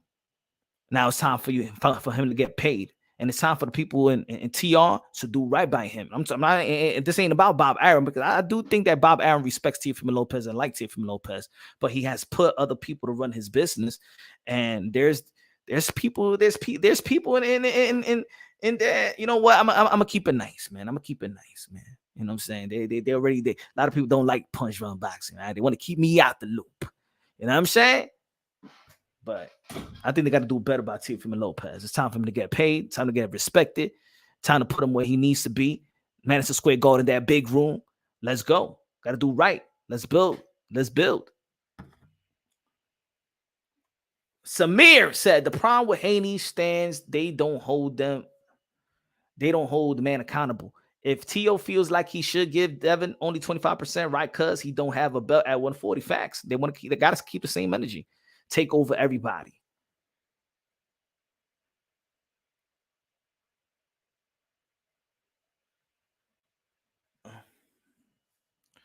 See, I'm not a Haney fan, but I would love to watch him beat Teofimo Lopez. He don't beat nobody. The only thing he could do is tap somebody. Devin Haney can't beat up nobody. He can outpoint somebody. He don't beat up guys. He can outpoint somebody. That's why everybody's so comfortable fighting Devin Haney and stuff like that. Lomachenko said, I'll fight a rematch. Lomachenko already told y'all who he think is better anyway. He said, give me Teo versus Kambosa rematch. Right the wrong. I think he already wrote that. To me, to be honest, I think he already wrote that wrong by beating Josh Taylor. That right there is self-explanatory, that the guy that George Kambosa did not beat the healthy Teofimo Lopez. That's what it tells me. For me, the way that for everybody, in my opinion, the way that he beat Josh Taylor just tells you what the doctor said in that fight. That rewrote the wrong for me. The performance of Lomachenko and the performance of Josh Taylor tells you who is Teofimo Lopez. You know what I'm saying? He gets the George Kambosa, you just beat the crap out of him. That's what's going to happen. It's not going to go past 7. Not going to go past 7, 8, in my opinion. Not the Teofimo Lopez that's heading on all cylinders.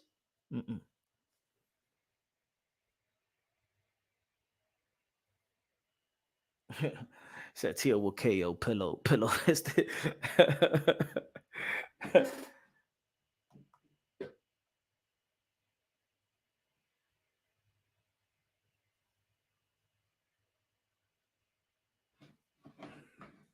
Look at my competency, but surely he's still retired, right?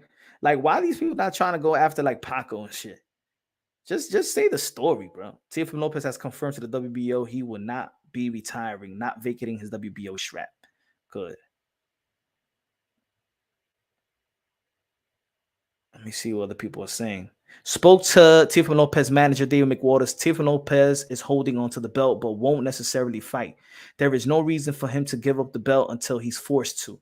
He was trying to be proactive because he wants to retire, but there was no reason to vacate yet. That's what Dan Rafael just spoke to David McWaters, Teofimo Lopez manager. I'm gonna read it again. Dan Rafael said, spoke to Teofimo's manager, David McWaters, said Teofimo is holding onto the belt, but won't necessarily fight. There is no reason for him to give up the belt until he's forced to. He was trying to be proactive because he wants to retire, but there was no reasons to vacate the belt.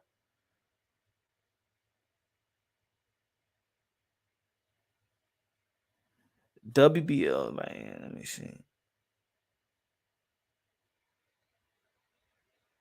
I think people just should focus on what's next for Teofimo Lopez as a potential fight.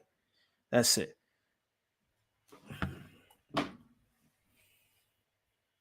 But y'all already know, ladies and gentlemen, Tomorrow we back at it, 6:30 p.m. Eastern time. 6:30 p.m. Eastern time, ladies and gentlemen. Y'all already know, man. I'm happy about the decision that Teofimo Lopez is not vacating the belt. He doesn't need to vacate the belt. That's how I feel. You know what I'm saying?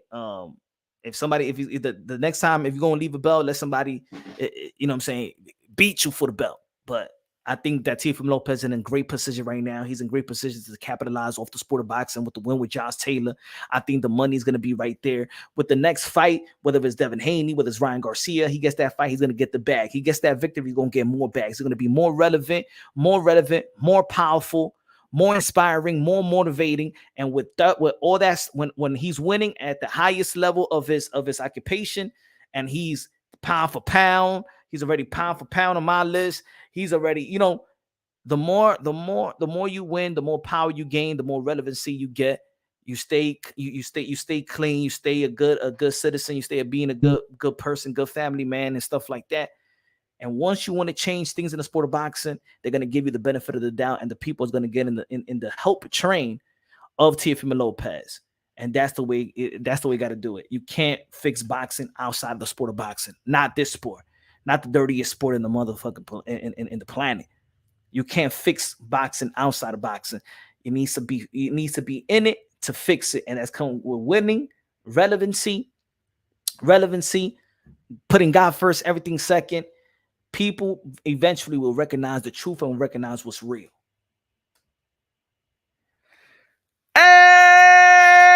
Charles Educhis, la música de Randy, quiere queso. Espera, la música.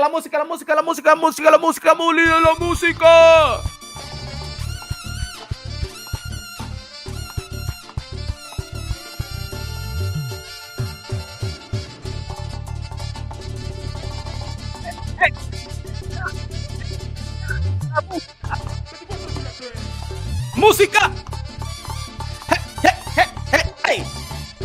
Hey, la música. Tío, no está retirado. Todavía tiene la correa. Teofimo Lopez. Todavía tiene la correa. Todavía tiene la Todavía tienen los títulos.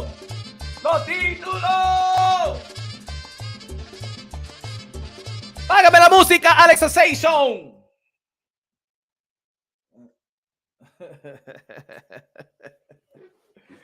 Let's go. Con los $100 de Super Chat y Party K a comprar gasolina de 93. No regular.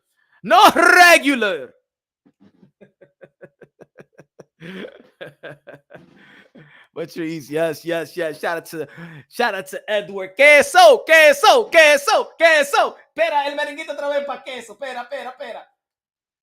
El queso.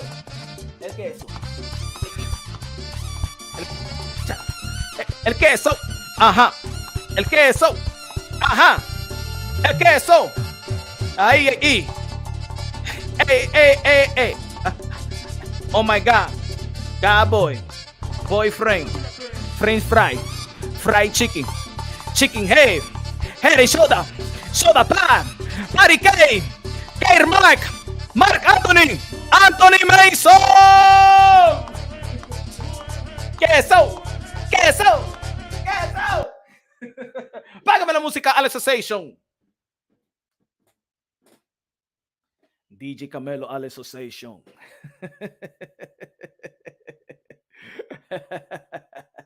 I got you, Charles and the Cheese. I got you. Philip in the building.